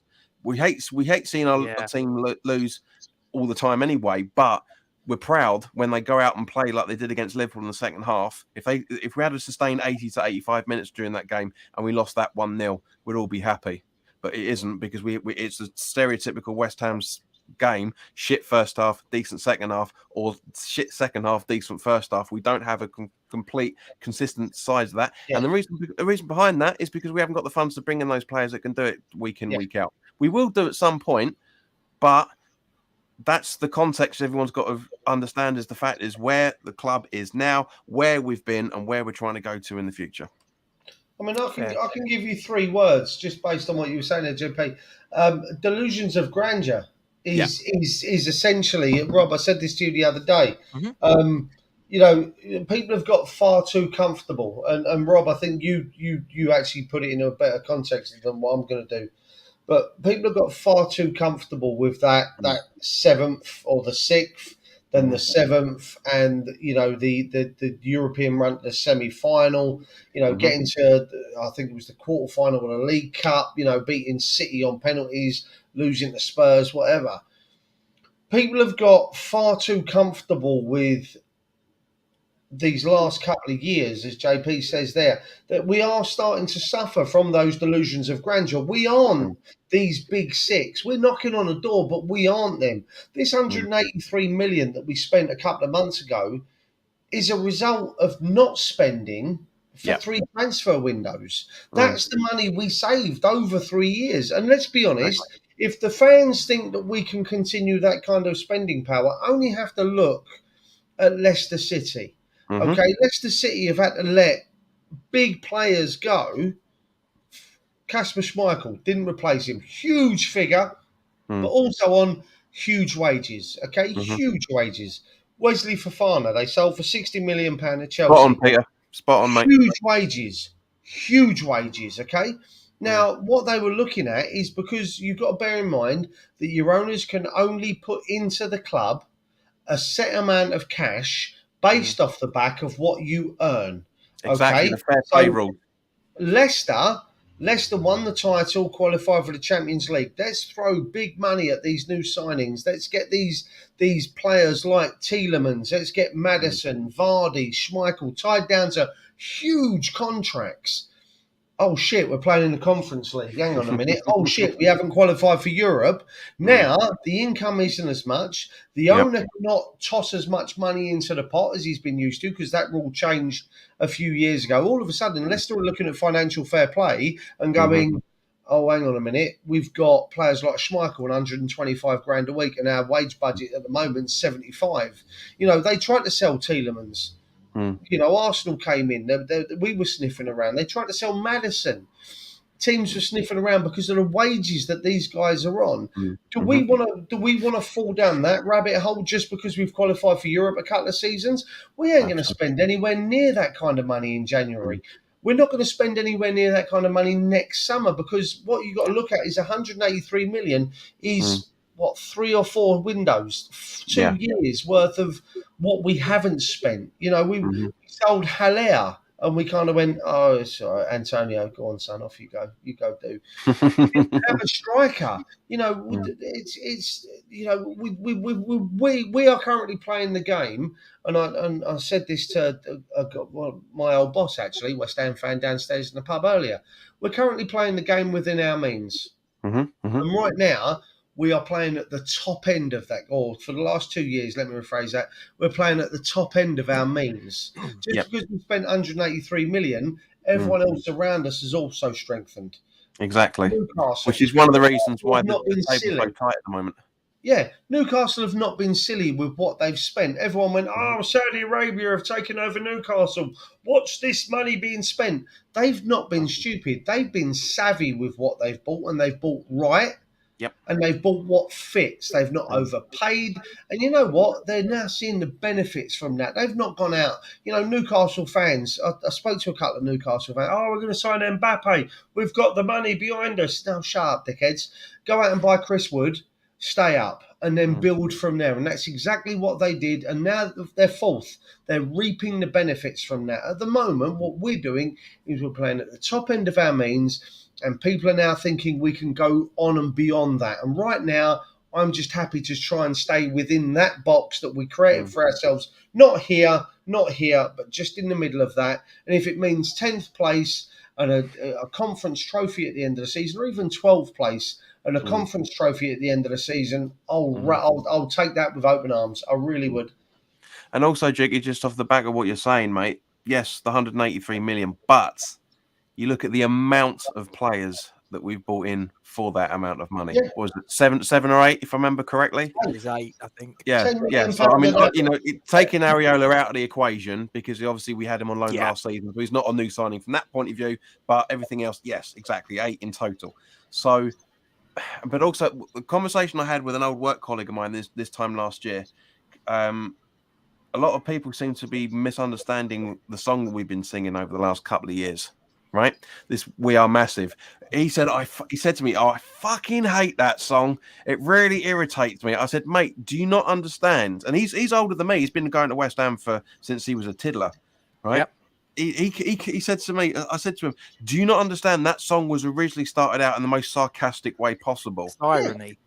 Exactly. Yeah, it was more than ironic. It was more of a sarcastic, because we were doing shit in the league the season beforehand, and in comparison to certain games, and then we were doing all this in Europe. And I went, mate, this is the whole point. This is what West Ham's all about. People have forgot that, and actually think, and obviously, because the song got in the charts and all the rest of it, which is brilliant. It cracks me up for that side of it. But people love. Juki, to go back to what you were talking about, that's literally the starting point of the delusion of the grandeur. We're all singing, we're massive everywhere we go. People started to believe it.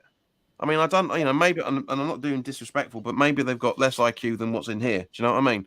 But it's genuinely just, how can you not understand that the song was massively ironic and, from my point of view, sarcastic?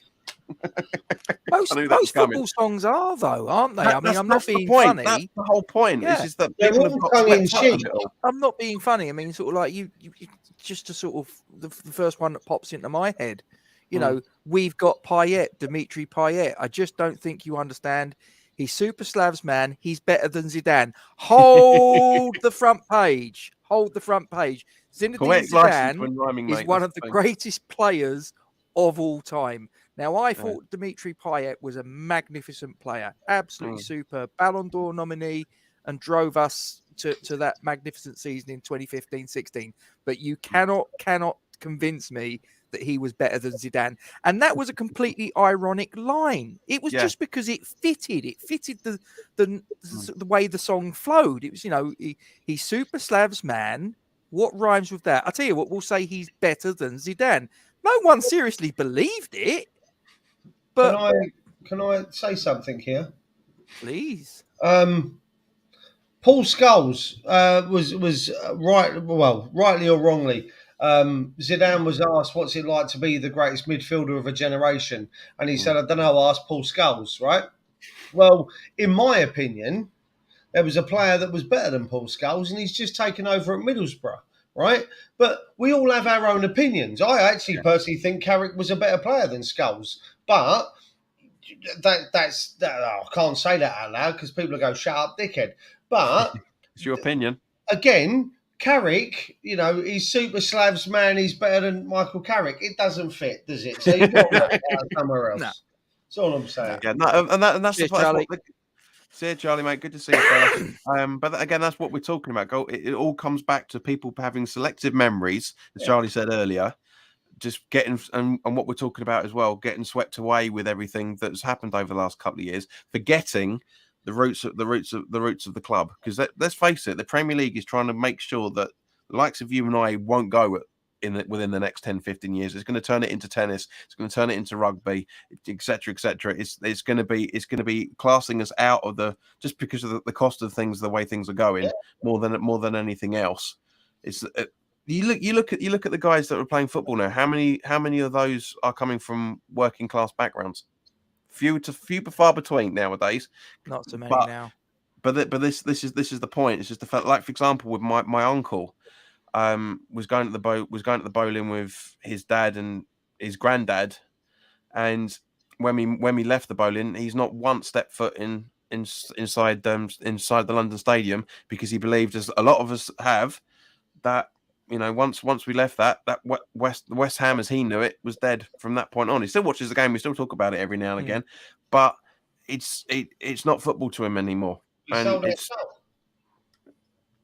to agree. Everyone, I mentioned with Gatesy, Rob, we did a video on this last year, the whole Red Bull thing. Do you remember this?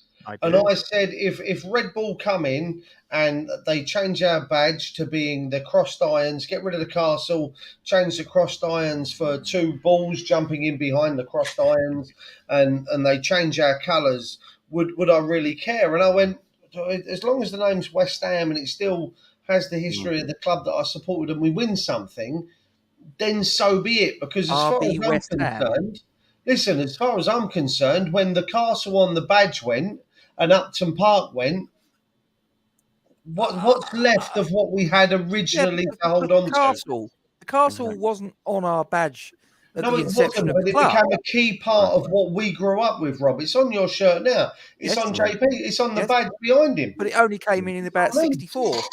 Yeah.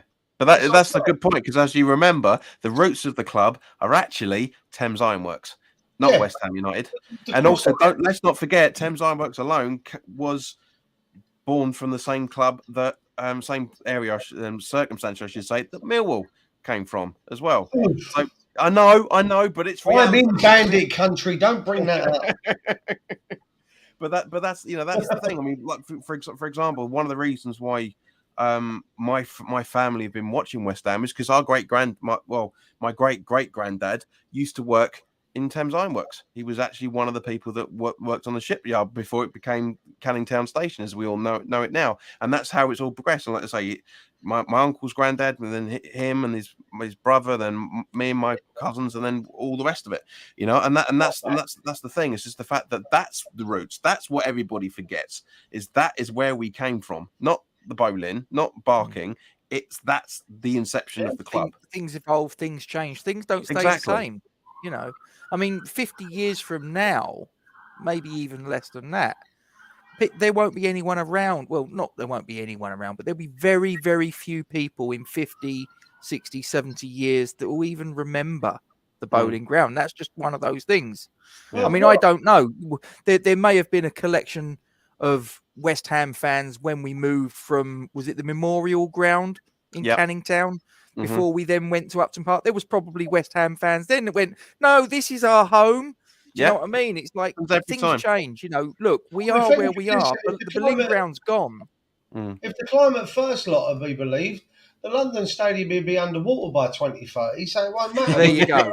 We'll the water wings and armbands, and we'll be learning to play water polo by then, so it won't matter. They haven't. But also, me and my mates were talking about this last night during the game. I said for me,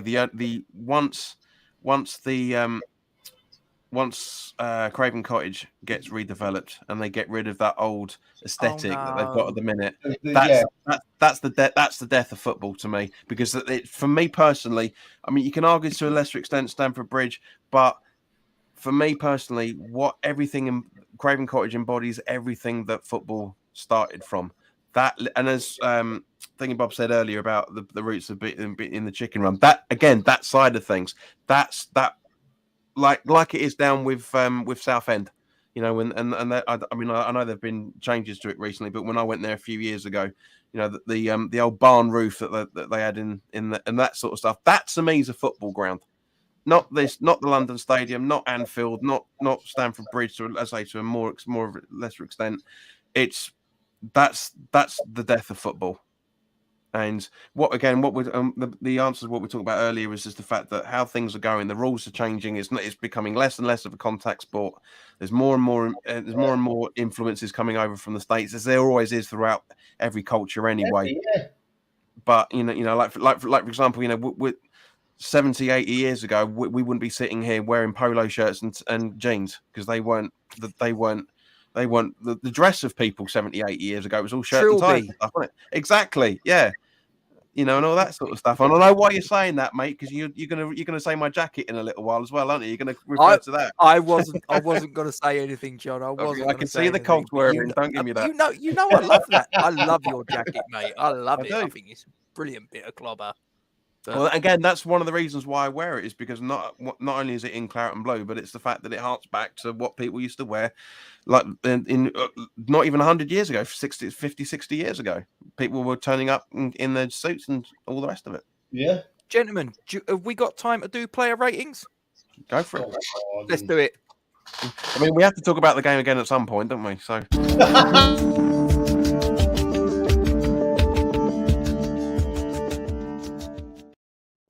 Okay, JP, as the guest, I will let you go first. Mr. Fabianski between the sticks.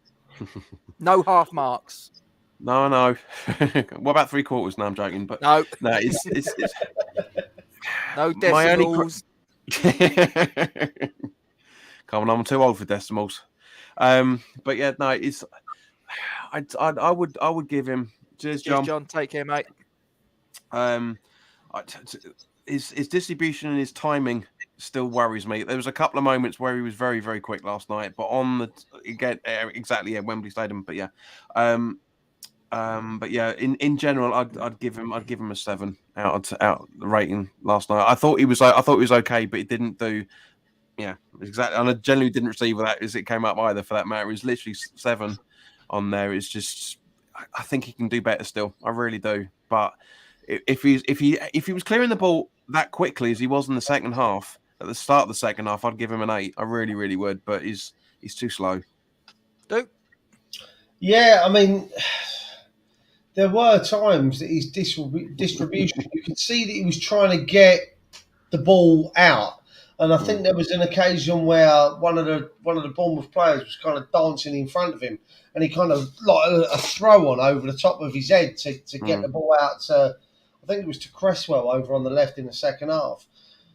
But it was few and far between over the 90 minutes. Like there were times I'm like, get rid of it, get it out. Like, too many times. I'll give him a 7 because there were occasions when he did look to release it quicker and to get us gone. But yeah, I mean, JP says there's room for improvement. I think the sad thing is there would have been 4 or 5 years ago, but I think now he's so set in his ways. He's such a what is he, 35? 37 now, I think. It's around about that. It's something like that. There is no real room for improvement. It's that he's now set in his way. He's not. Listen, if this is his last season, he's not going to change that much between now and May, June. So it's irritating because I think Areola is a better shot stopper. You only have to look at a few of the saves he's made in Europe. And his distribution's better. Not necessarily quicker, but it is better. But no, I'll give Fab a 7. I'm going to go 6 because I agree with what Trini says. I don't think he really had that much to do, if I'm being honest. I think there was, as I say, there was the shot that Solanke had in the first half as a result of a loose pass from Souček. I did think that it looked on a couple of occasions like he was trying to get some counter attacks going a little bit quicker than what I'm used to him doing. But then there was a couple of other occasions where he was sort of like his normal sort of ponderous self in releasing the ball. So I think all things considered, I'm going to go 6. Talk to me, John, about Aaron Cresswell.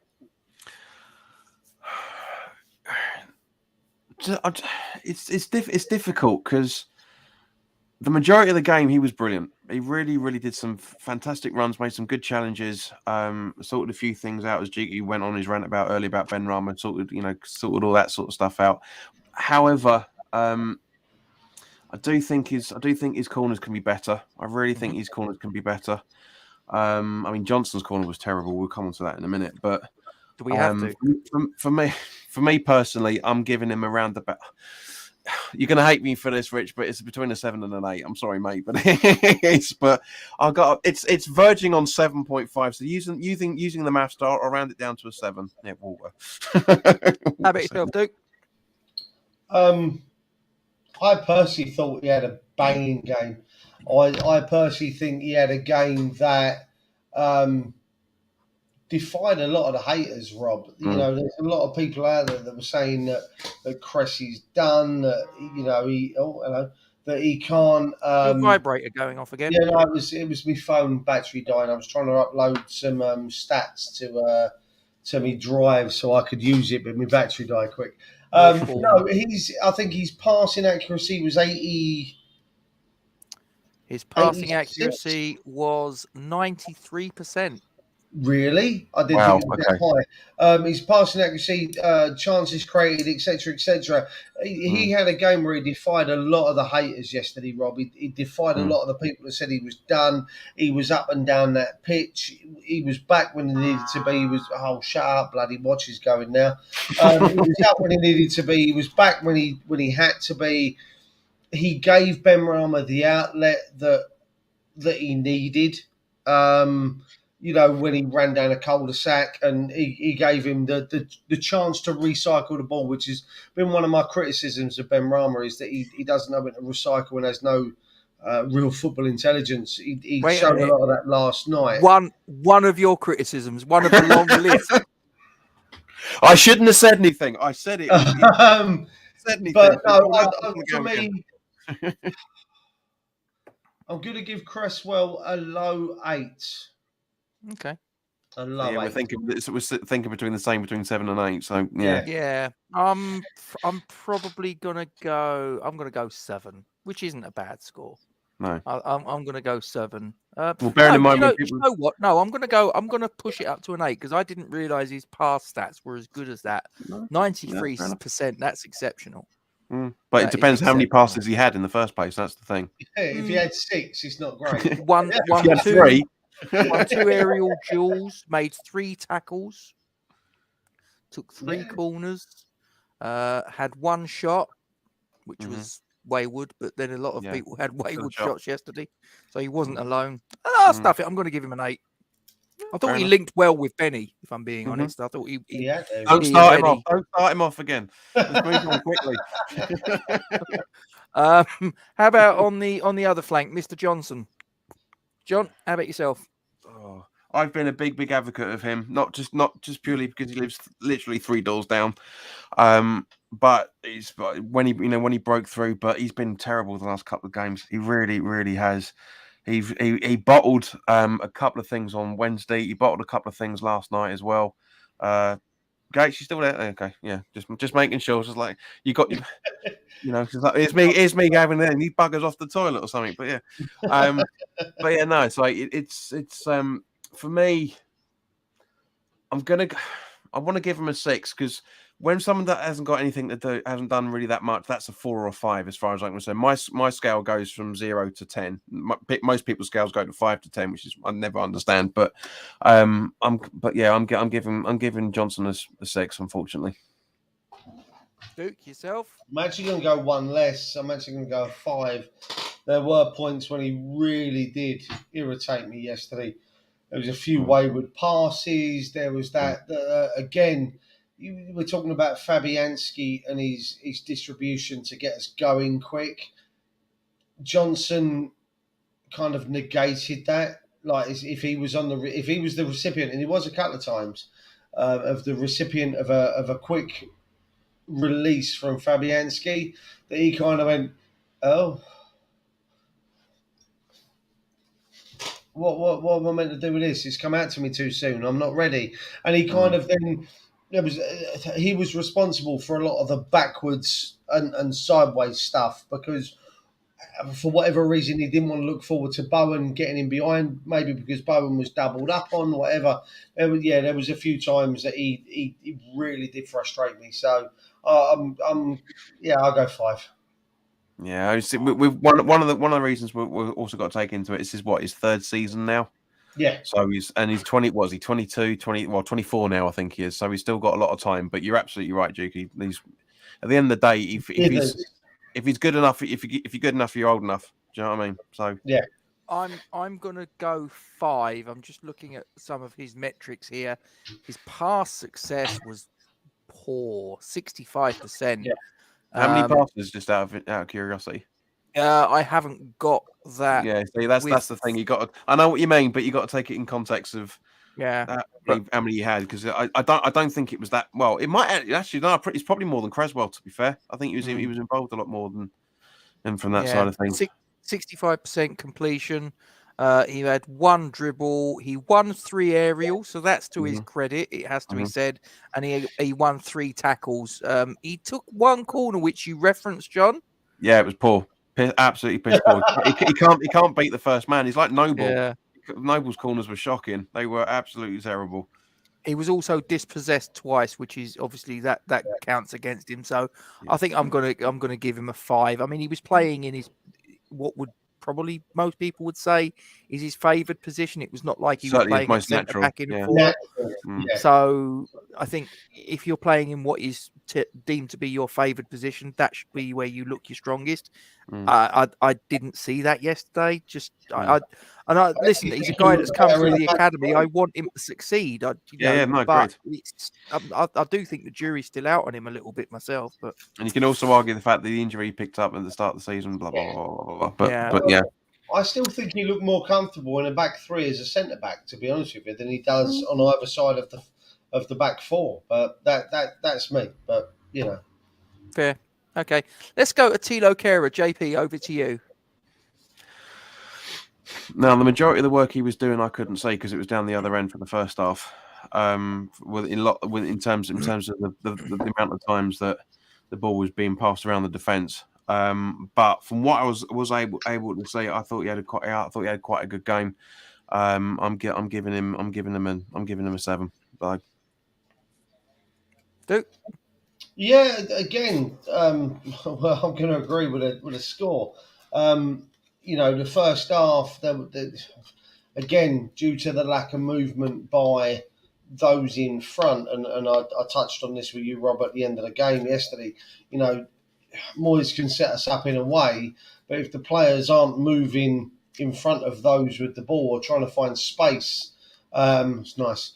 In front of those with the ball, then the ball has to go either sideways or backwards. If you're behind your marker, you can't pass the ball forward through risk of us marking someone low, like Johnson, for a 60% pass completion. Let's go sideways. Screw it.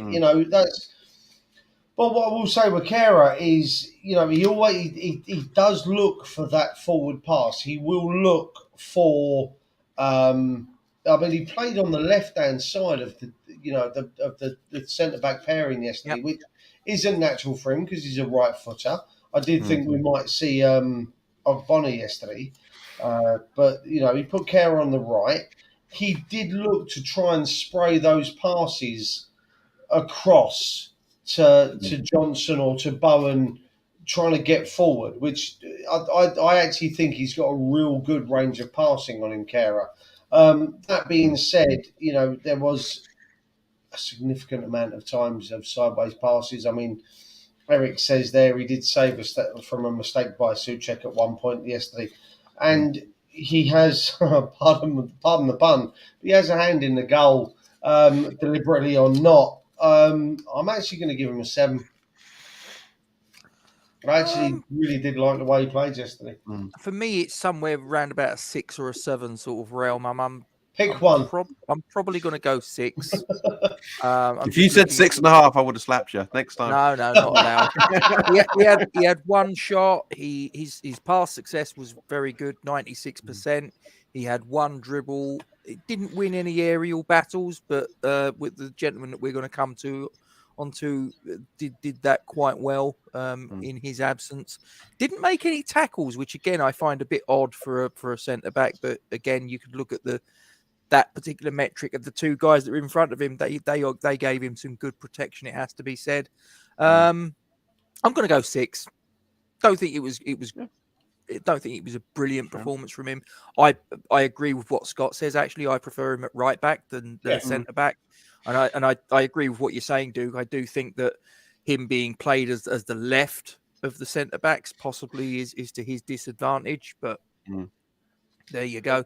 Oh, she got the mother-in-law there. Cheers, Dave. Hello, Brenda. Hope you're well. Okay, where are we going next? John, Kurt Zuma. Goal aside, even though technically you should really be awarding it to Downs because he gets a bit of a flick on it right at the end from watching the highlights this morning. He does. He does a little bit of a flick back. I thought he was brilliant. I don't remember him, unlike the Man City game, because he was at fault for both of those bloody goals.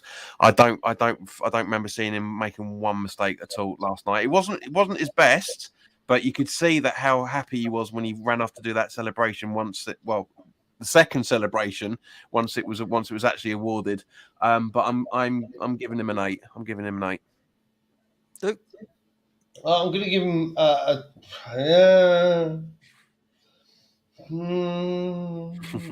8. I'm going to give him a low 8. Coming up shortly going forward. He was, again, people talk about the team spirit, the camaraderie between this group. If you watch him after he scores, and I think it was with Benrahma, Kara, and a few of the others that come in around him, my God, I tell you what, every man in that squad wants the other one to do well. There's none of this I'm holier than thou kind of thing. Everyone wants, the others to puff their skin, and I think he did yesterday. There was a few good challenges. He was dominant in the air when the time came. I'm actually going to give him a low 8. I'm going to give him a solid 8. 2 shots, one of which was obviously the goal.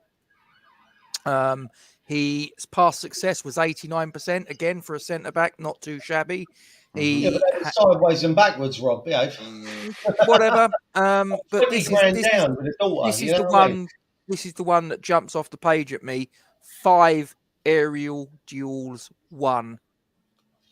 Not bad at all. Is there that many corners? I don't remember that many corners. Yeah, okay. 5 aerial duels won, and he wasn't dispossessed once.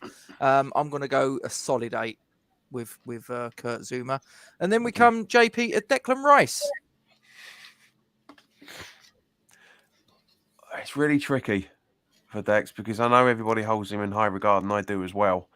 But goes back to what we were talking about earlier about Mr. Saeed, and I'm saying if he was everybody's man of the match, reflection of how bad everybody else was at the same point. But having said that, for the lofty heights that Rice is capable of, it's between 7 and 8 for me. But I'm giving him a 7. I am giving him a 7. It's probably not going to go down very well, but that's my opinion. No, but 7's not a bad score, John, to be fair. How about yourself, Duke? I'm going to give him a middle 8, a solid 8. I'm going to give him a high 8, actually. He was the second best player on the pitch. He drove, he pushed. What does frustrate me and annoy me with him is if he doesn't get the ball, he kind of turns into a petulant child and he slams his arms down. He's giving it all of this. Just keep going. Like, if you haven't received the ball, it's gone to a better option than what they thought you were. Crack on, get on with it. It does annoy me, but it also shows a desire and a want from him to be able to be the player that I remember doing that in central midfield who was quite successful, and his name was Roy Keane. Yeah. And listen, at the end of the day, he's an X amount of years veteran. Declan Rice is still only, 24? Was having an argument earlier with someone, Chelsea fan obviously, that doesn't see Declan Rice in the same vein as we do. I made a comment that Declan Rice would replace Jorginho, Kante and anyone else that they've got in their defensive midfield positions. I would say laughed at me and I wanted to punch him and bar him, but I couldn't. For me, I mean, John, you said earlier, his own high standards and the high regard that we hold him in. I feel like I'm doing him an injustice when I kind of give him an 8. because he had a really good game last night, but it just wasn't the 9 that That's the point. it could be. You know what I mean? Yeah. I'm going to go solid 8. Just looking here, he had 3 shots, one of which produced an outstanding save from Mark Travers. Yeah. I know it was fairly close to him, but that was travelling, and the technique of him to sort of like catch the ball as it's coming out of the air and get a shot on target with that amount of power. But it was going directly to the goalkeeper, though. It was right at just him. slightly. It was just slightly to his right. But I mean, I'm not being funny. It was moving so quick. I've seen shots like that beat the goalkeeper with just their speed, even though. And also, quite sorry to slow. interject, Gacy, but also, mate, if the crowd hadn't shouted "shoot" at him when he did that, would he have actually shot? Yeah, I think he would have done. Yeah, I think he would have done because he got that goal against Southampton the other week. no, I know. He's now sort of like he's feeling confident. Do you know what I mean? So I think he just thought stuff it. But yeah, he had 3 shots. His pass success. Listen to this: 99%. Yeah. Wow, okay. That's ridiculous. He made won 2 tackles. Passes, Rob. Yeah, I think it was 76 passes in the game. To get that percent accuracy and completion rate is absolutely top draw. that is ridiculous. He won 2 tackles, and yeah, he the only thing I would say is he was dispossessed twice, just to sort of give a little bit of balance. But I'm going to give him a solid 8. I thought he was really good last night. How about the guy that was alongside him, Mr. Souček, JP?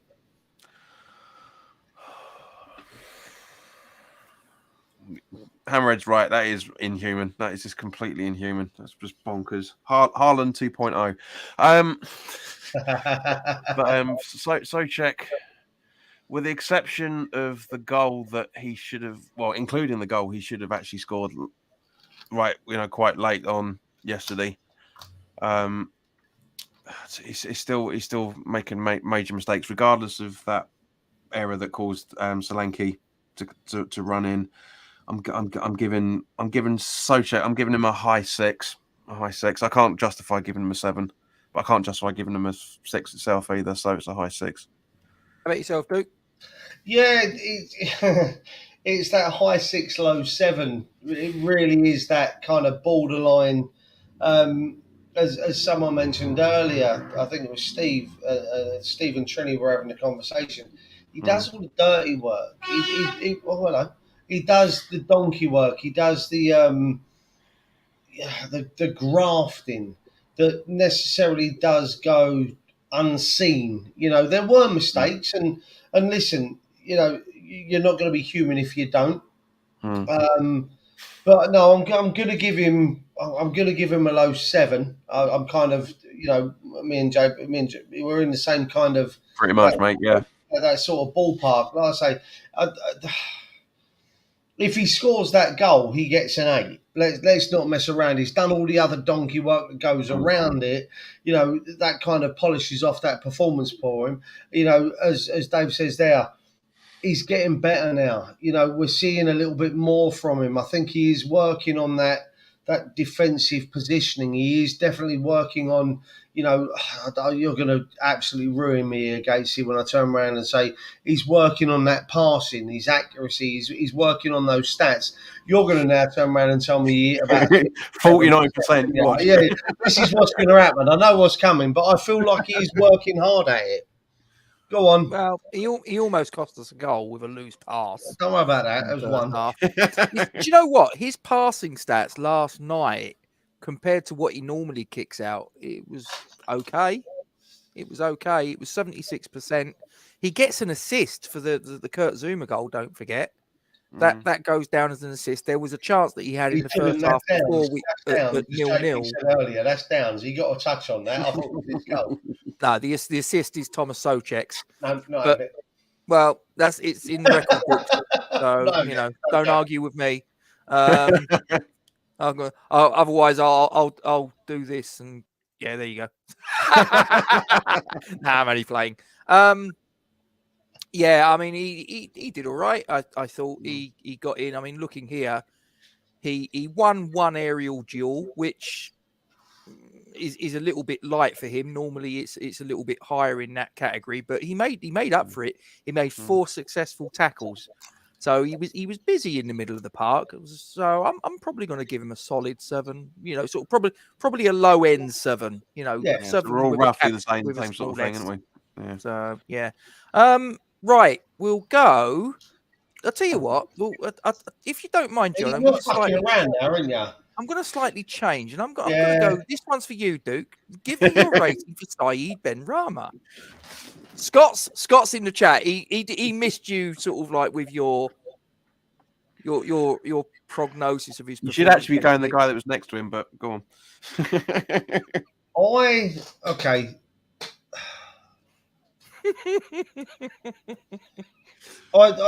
People are going to think this pains me to do, but it really doesn't, because, as I've said many times, I want him to be successful. What I'd love to see is this Benrahma every game. Every game. I tell you what, there was times in the first half that I was pulling my eyebrows out, and I don't have many left, right?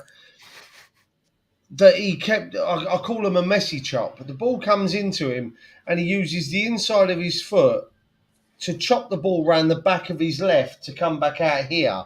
And I'm like, what's that game, John? What have you done there that's beneficial for you? Just touch the ball out to your left. It looks good. It looks flash, but has done absolutely cool. Like, stop doing it. Gatesy, should we go and put the kettle on? Shall we? Yeah, you might have to. He ran he ran down a lot of cul-de-sacs. There was a lot of as we said earlier with the stats, his progressive carries. He ran down the wing a lot. Don't be silly, Scott. And there was about 12. He ran down the wing a lot, and he had to come back. Listen, I've bemoaned his ball recycling and his footballing intelligence a lot over the last year. Hour. And to be fair, I saw a lot of that yesterday. There was the ball recycle. He went down the wing. He hasn't got the pace to beat a player. He comes back, and there's Cresswell. Easy pass, keep the ball, and we go again. Scott says, if it was Paqueta, I actually will give Benny a 9. I actually thought he was man of the match on the pitch. He was the only one that tried. There was a lot of. There was he tried. He was the only one for me that showed a willingness and an intent for 90 minutes. And you know what? If I could see more of that from him,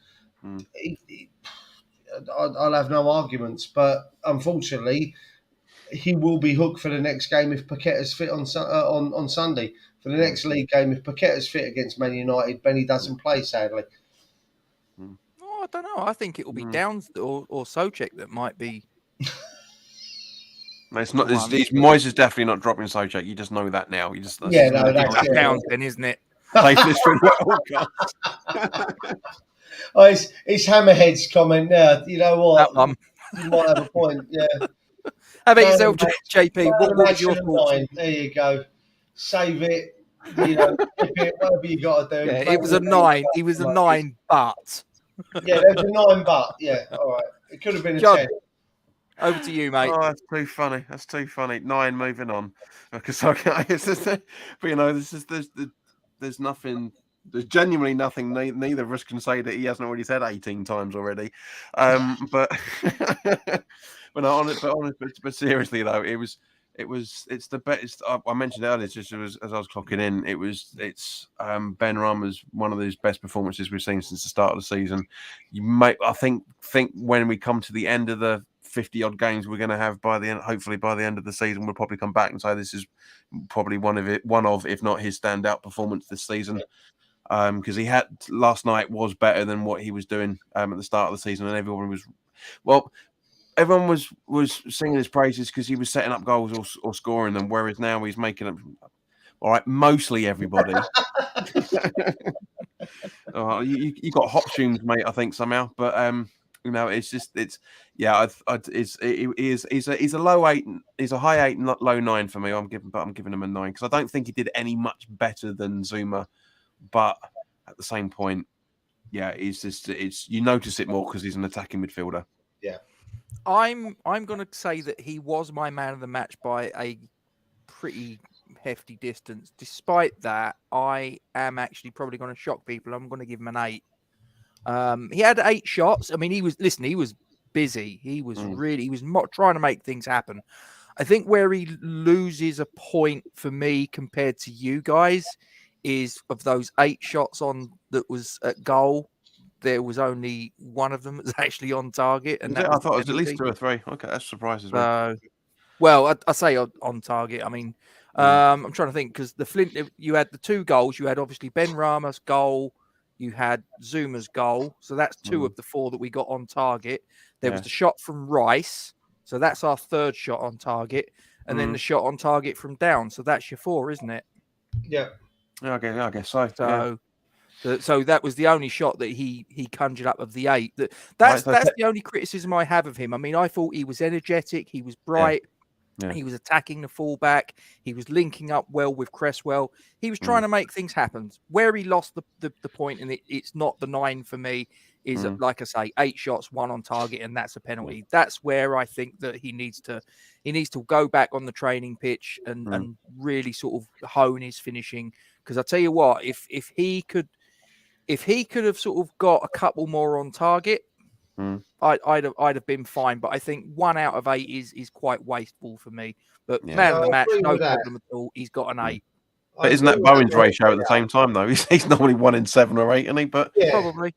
So I agree with Hammerhead. He does lean back a lot, but I think a lot of that comes from the fact I said it earlier with the Havertz goal for Chelsea. He doesn't get time to think with that goal. The goal that the goals that Benny tends to get. There's no, you haven't got to think about what you're doing. It's kind of that snap moment, get it done. Coming in from the left, he has to think about. There's a lot of stuff to think about coming in, finding that space. Whereas in that 10 role, behind a front 2, whatever you're going to be, it's instant. It's that one touch, bang, get it away. He hasn't got to think about it. He hasn't got to worry about it. It's what comes naturally to him. And I think that's where Benny would be at his best. JP, Bowen.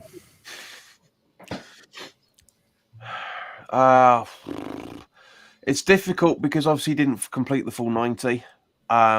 So that you got to take that into the ratios. I thought he played well, to be honest with you. It was classic Bowen that I think he could have had a bit more of a go than he did in certain guises of it.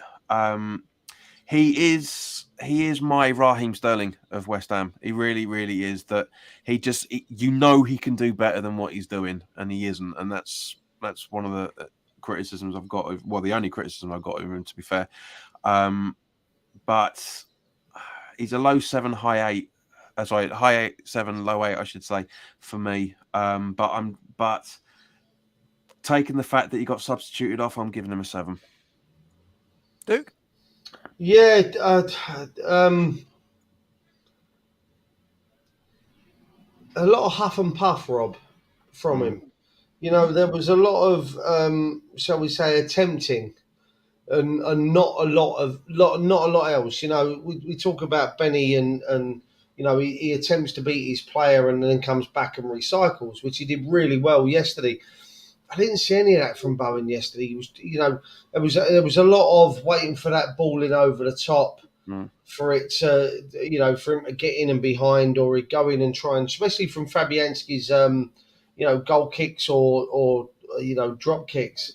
They always went to Bowen. Now, for me, Bowen's not like 6'6". He's going to really win a great deal in the air, especially if he's got 2 around him.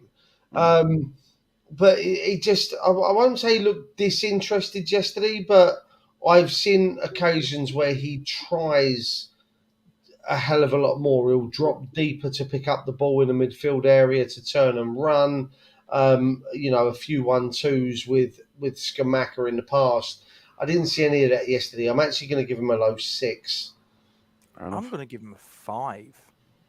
I just didn't think he impacted on the game, in my opinion. He had 1 shot, which obviously wasn't on target. Pass success, 74%. Didn't go on any dribbles, which compared to the guy on the other wing, he had 5. So he what was he doing? He made 3 tackles. Okay, fine, but you're a wide midfielder, inside forward, call it what you want. You know, it's I'm not really too worried about you making challenges so much. I want to see you sort of like impacting on the final third of the pitch, and I didn't see any of it from Jared Bowen. He was also dispossessed twice. Compared to the guy on the other flank, I just thought he didn't offer anything. So I'm going to go 5. Yeah, fair enough. JP, Mr. Downs, is he the answer to our problems at number 10? Yeah, I'd put him in charge of the country, definitely. Couldn't do a worse job they've had in this year. Jesus. Well, why not? Noble's probably got a good, decent chance by the end of the year, the way things are going. But yeah, no, it's difficult with Downs because obviously this is his second start in the Premier League, and obviously in his first season. So I don't want to be overly critical, but I don't want to underpraise him either, for that matter, because you surprised me with what you were saying there, Gatesy, because I thought Bowen had a better game than that. But again, that's probably because he was huffing and puffing more than anything else. But for I do genuinely think, other than Benrahma, which you actually haven't asked me about yet. I'm joking. No, I'm joking. Because the amount of times he was waffling on to so much, I couldn't remember if you asked me or not. But no. No, I do. For me personally, the 3 decent players out there last night was Zuma, Downs, and Benrahma. They were superb. So I just, in the fact that it's his second game and he looks very, very comfortable. I'm sure his passing rate probably wasn't as good as I thought it was going to be, but at the same point, as I say, from the fact that the kid's genuinely learning his trade, he's obviously jumped up from, because we got him from Swansea, if I remember correctly, didn't we? That's right. Yeah. Yeah, I couldn't remember if it was either, because I know it was at Ipswich before that, and I couldn't remember which way round it was. But yeah, I'm going to give him an 8, because if I'm putting in the same bracket as Benrahma and Zuma, I can't give him a 6 or 7. So it's an 8 for me. Duke, I've said before that he reminds me so much of. He's kind of like the hybrid DNA of Parker and Noble in the middle of our park. He really is. He seems unflappable, Rob. He throws himself into challenges where I'm kind of like, don't dive in. Oh, you've won the ball. Fantastic. Lovely. Well done, son. You knew more than what I do. And then, that's not hard. Cheers, man. He's comfortable. He's comfortable in possession. He could have a couple of players around him, and he's confident enough in his ability that he can turn one way, drop a shoulder, come back, and then go back again. That he's lost the player enough to give himself that breathing space to pick a forward pass, not even necessarily a sideways or even a backwards pass. That's easy. You can do that. You receive the ball and go, I'll piss off that way. No, he wants to try and drive us forward in much the same way as, like I say, Rice, Noble, Parker, Carrick. He's got all of that kind of West Ham DNA in him. You can tell that he's watched these players growing up. You can tell that he's been there or thereabouts around seeing these players play. And for me, I'm going to give him an 8. I thought he was good. I mean, he's come off the back of two Conference League man of the match performances. He came off the back of a relatively decent game against Liverpool. Solid. Others have said he's only going to get better as time goes on. Is he going to be a natural? I hate myself for saying this. Is he going to be a natural Rice replacement if Rice does move on? Yeah, I can see it, because he's got all of that natural ability. He just needs to hone it and bring it all into that neat and tidy little ball. But no, I will give him an 8. He really did look good again yesterday. And as Hammerhead put in there, he's more than likely going to be a replacement for Souček.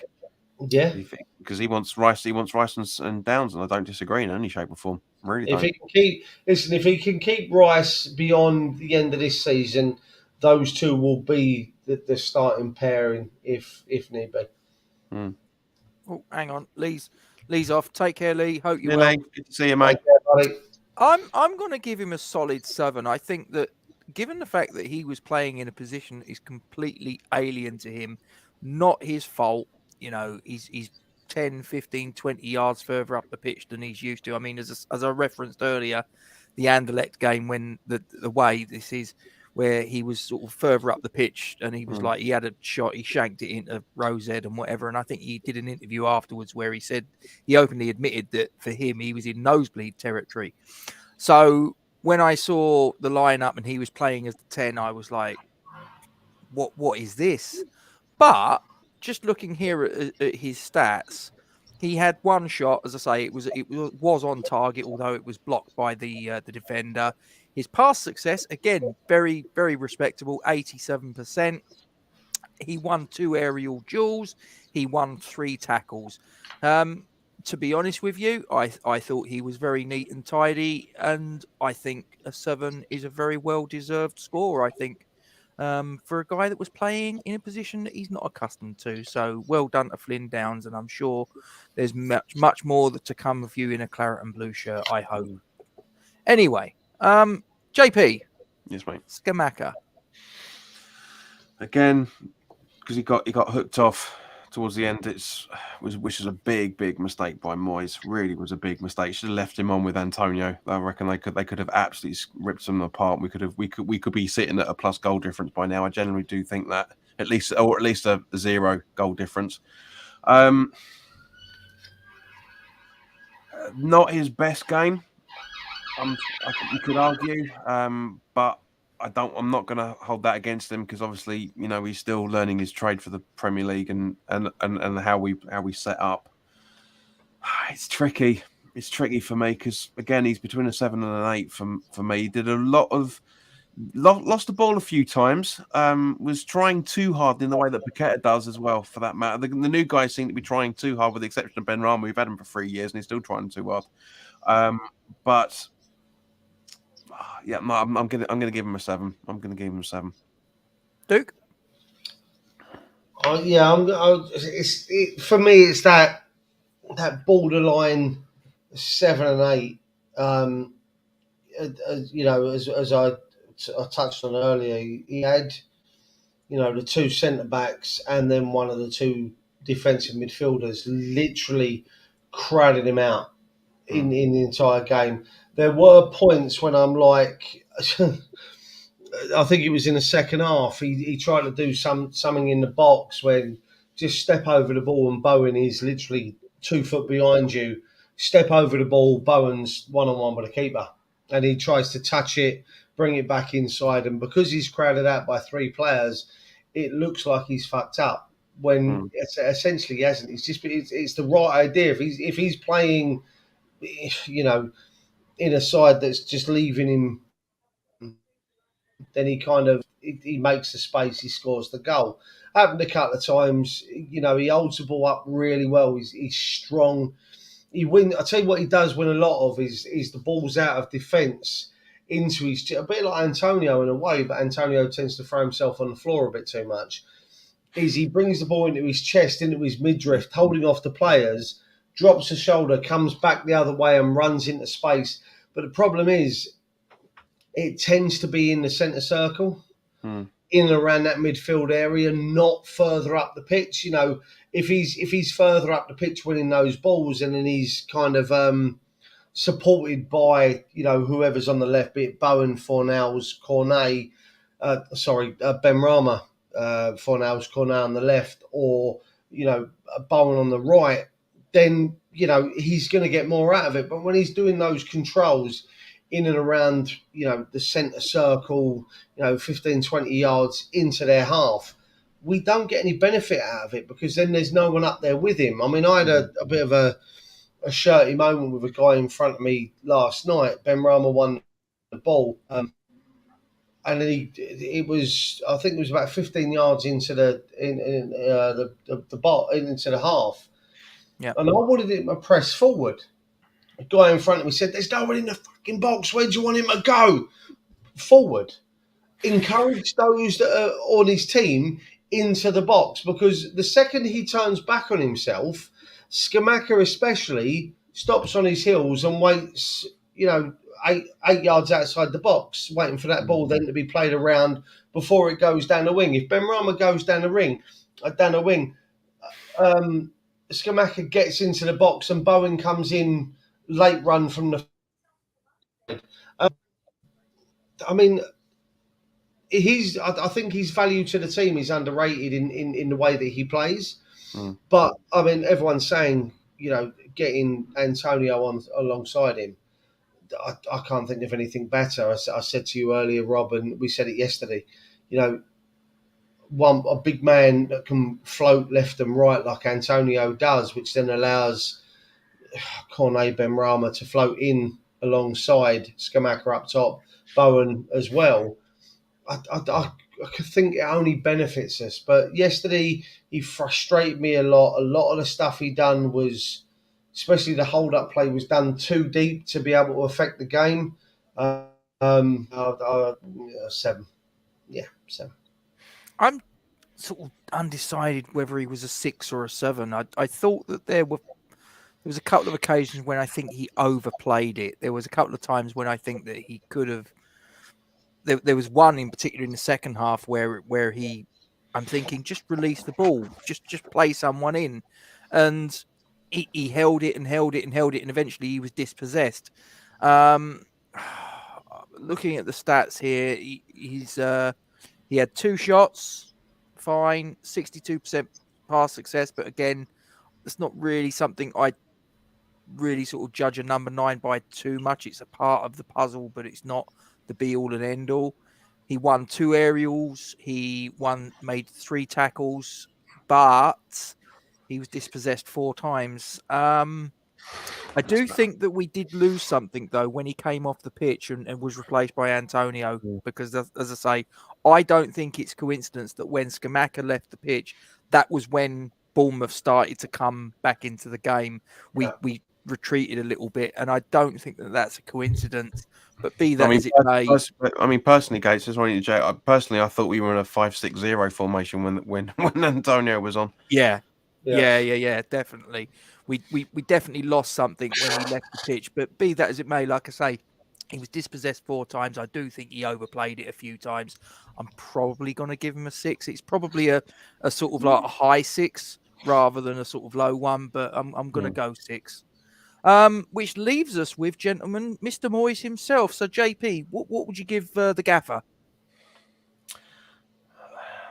I have to downgrade him for the substitutions.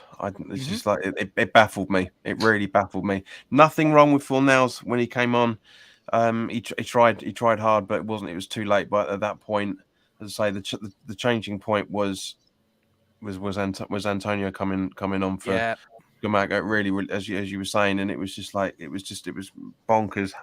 But having said that, going back to what you guys were arguing about at the start of the stream about it being 4-2-3-1 or a 4-3-3, one of the things that I love about the sides that Moyes is putting out is I've said this in my previews as well, for that matter, and I go into a bit more detail in the Steelborg one that's up now. That we've got a squad that can do 4, maybe 5 different formations in one game. And Moyes, to a degree, is utilising that. I know loads of people were saying it was a negative team sheet, blah blah blah. 7 defenders on the pitch, defensive minded. Yeah. But what other options have we got? Antonio's still coming back from his illness. As you know, we don't have a lot of attacking options to begin with, so we're going to be heavy sided from that point of view. But as I said, that I think Moyes put out the best starting 11 that he could have done, given the scenarios of certain players. But as I say, the substitutions let him down for me. I'm giving him a 6. Duke, honestly, no lie. Yeah, no, bullshit, if mate. I'm going to lie, I'm going to give him a 1. Pretend you're a politician. Yeah. Job done, Rob. Yes. It's 2-0. It's a clean sheet. All right, it wasn't pretty. I'm going to give him an 8. For the simple fact is, it is job done. Listen, I'd sit in there and give him a 10. Quite happily give him a 10 because the remit was go out, beat Bournemouth, and keep clean sheet. Well, we've gone out, we've beaten Bournemouth, we've kept a clean sheet. But it doesn't matter how we went about it. We spoke before the game, clean sheet, win the game. Well, JP, I would have loved to have known you when we were under Allardyce because I'll be very surprised if you were saying the same thing, mate. Very surprised. You know, but it's job done. It wasn't pretty. It wasn't great. It wasn't perfect. And those that are there going, you know, I'm going to quote you from the preview. You know, we should go out. We should dominate these type of teams. Doesn't matter. Listen, I spoke to a guy earlier.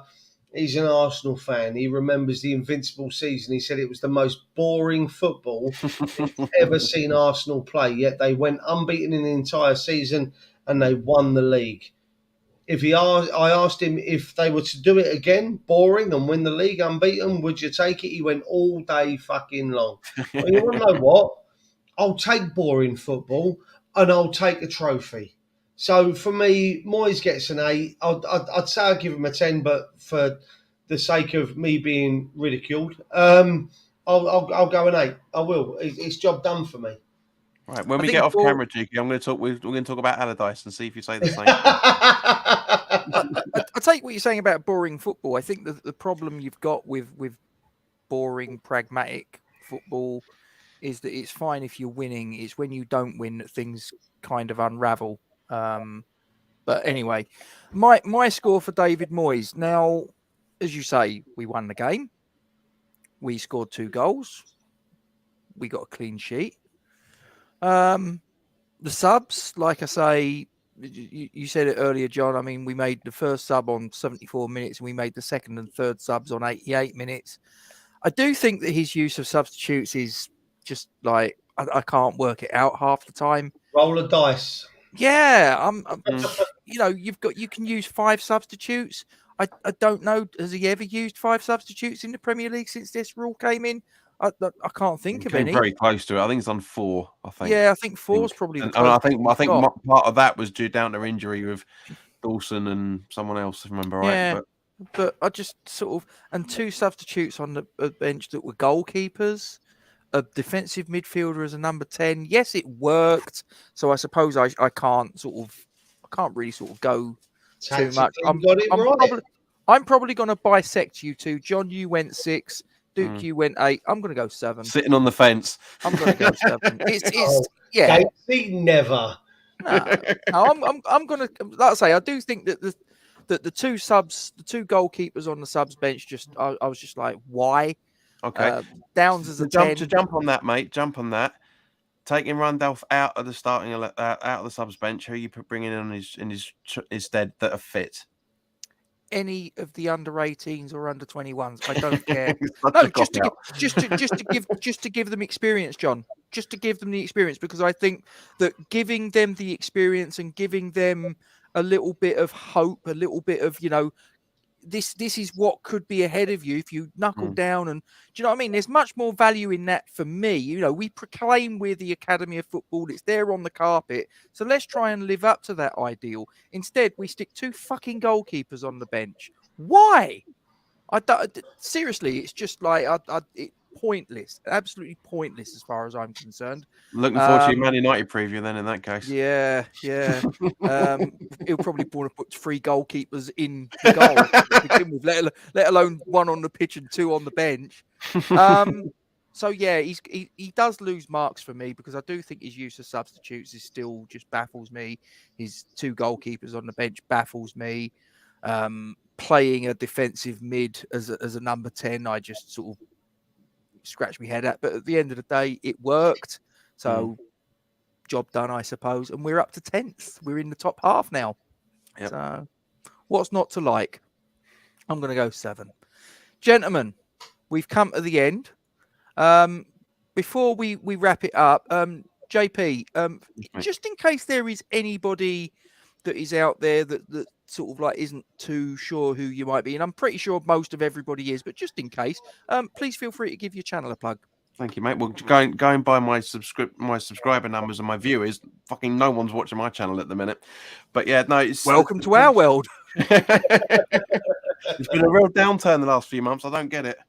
And the funny thing is, I feel my videos are getting better, so maybe it's a contradiction. But anyway, yeah, because Gatesy, obviously, this is the third time I've been on now. Because obviously, my debut was was talking to you and Bill. If not, it feels like a lot longer ago than it actually was. But yeah, no, if you want to come and find me, it's JPWHU TV. That's the handle everywhere. I say everywhere. There's only Facebook and Twitter I still use, other than YouTube. Can't stand Instagram, pointless platform, and TikTok for that matter. Piece of shit. But it's just, but yeah, no, honestly, it's come and find me. The Zilball preview is up. On the channel we do watch-alongs for all the away games, including music at halftime, and it's just it's called TV for a reason. I try and make it as much as a TV program as possible. So yeah, come along. We'll be doing the watch-alongs for the Man United games as everybody else is at the minute. But yeah, we've been doing watch-alongs for a long time. Thank you much, buddy. It's there in the live chat, ladies and gentlemen. The URL for John's YouTube channel. Go over, check it out, subscribe, share the love, and you know, see if you can get his views up as well. You know, share it out. We weren't going to do substitutes, but Mickey Antonio has been given a 2 by Mr. Venn. I don't know. I think that's probably quite generous, to be honest. I think that's fair. Yeah. As we were talking about earlier, just really quickly, you know, he was matching the Bournemouth players for being on the floor. Couldn't control the ball properly. He was back to the Antonio of 3 or 4 seasons ago where we actually couldn't stand him. I always say Antonio is a player that you love and hate within the same breath, genuinely, because he'll do some stupid pass and then just as you're about to shout at him, he'll score. You know, and that's the way he works. But yeah, I think 2's a little bit harsh at the same point, but I get the thinking behind it. I mean, you say that. Probably not been too far away from that. You say that, Johnny. He did something very similar out on the right wing yesterday, when he looked like he'd absolutely ballsed it up and it was going out for a throw. And I've never seen the guy's feet move so quick in my life. That it was literally, we're talking this from going off the pitch, and it was like, no, actually, mate, it was out. It was just the it's hard to see. I've not seen the replay of that, but it looked like he kept it in. It was so quick, and it was. I was like, hang on, what happened now? I was like, around me going, did I miss something? What was that? And then, like, but then you say, like, at that moment, I was like, I wanted to run down there, jump over, grab him, and what are you doing? And all of a sudden, he's done that, and I'm like, okay. Fair enough, quite like that. You kept it, carry on. Right, before we knock it on the head, gentlemen, we're just going to get our little promo out the way. Forged from Iron is proud to support Iron Supporting Food Banks. They are a group of West Ham United fans and friends inspired by the work of other football fan food banks around the country. They collect food and cash donations from Newham Food Bank in Beckton, who supply 7 distribution centres in the borough, 7 days a week, and hand out several hundred 3-day emergency food packs every month to families in need. They are also working with other groups to improve conditions for vulnerable adults and children in the Newham community. They are supported in their efforts by West Ham United Football Club, the WHU Foundation, LS185, London Legacy Development Corporation, Newham Council, the Met Police, Spire London East Hospital, Expedient Security, and a large number of West Ham and football fans. You can help by making a donation to their Just Giving page. You will find the link to this in the description section of the video details in this stream. Thank you for your support. Come on, you Irons. And you can also sorry to interject, okay, so you can also help support Iron Supporting Food Banks by going over to the my channel sponsor the 3 Retro, because any commission I get from those donations, those purchases, I donate straight to Iron Supporting Food Banks. There you go. There's been no purchases for almost a year, which is irritating, which again goes back to the decline of viewers. But at the same point, go grab yourself a really nice retro shirt. It's cheaper than the West Ham Club's shop as well, and you'll be helping those that are less fortunate than you and I. There you go. There you I'm go. logging in now to have a look. Get over there. What's not to like? And for those of you that are watching, please don't forget to like, comment on, and share the stream to your social media platforms. Subscribe to our YouTube channel if you haven't already done so, and hit the bell icon for alerts on new content. And as always, we thank you very much indeed for your support in this matter. Gentlemen, what are we? Tired. Tongue in cheek, Tired. Robert. Yes, sarcastically, but we are. We are massive. West We Ham are are massive. massive. There we go. Come on, you Irons. Here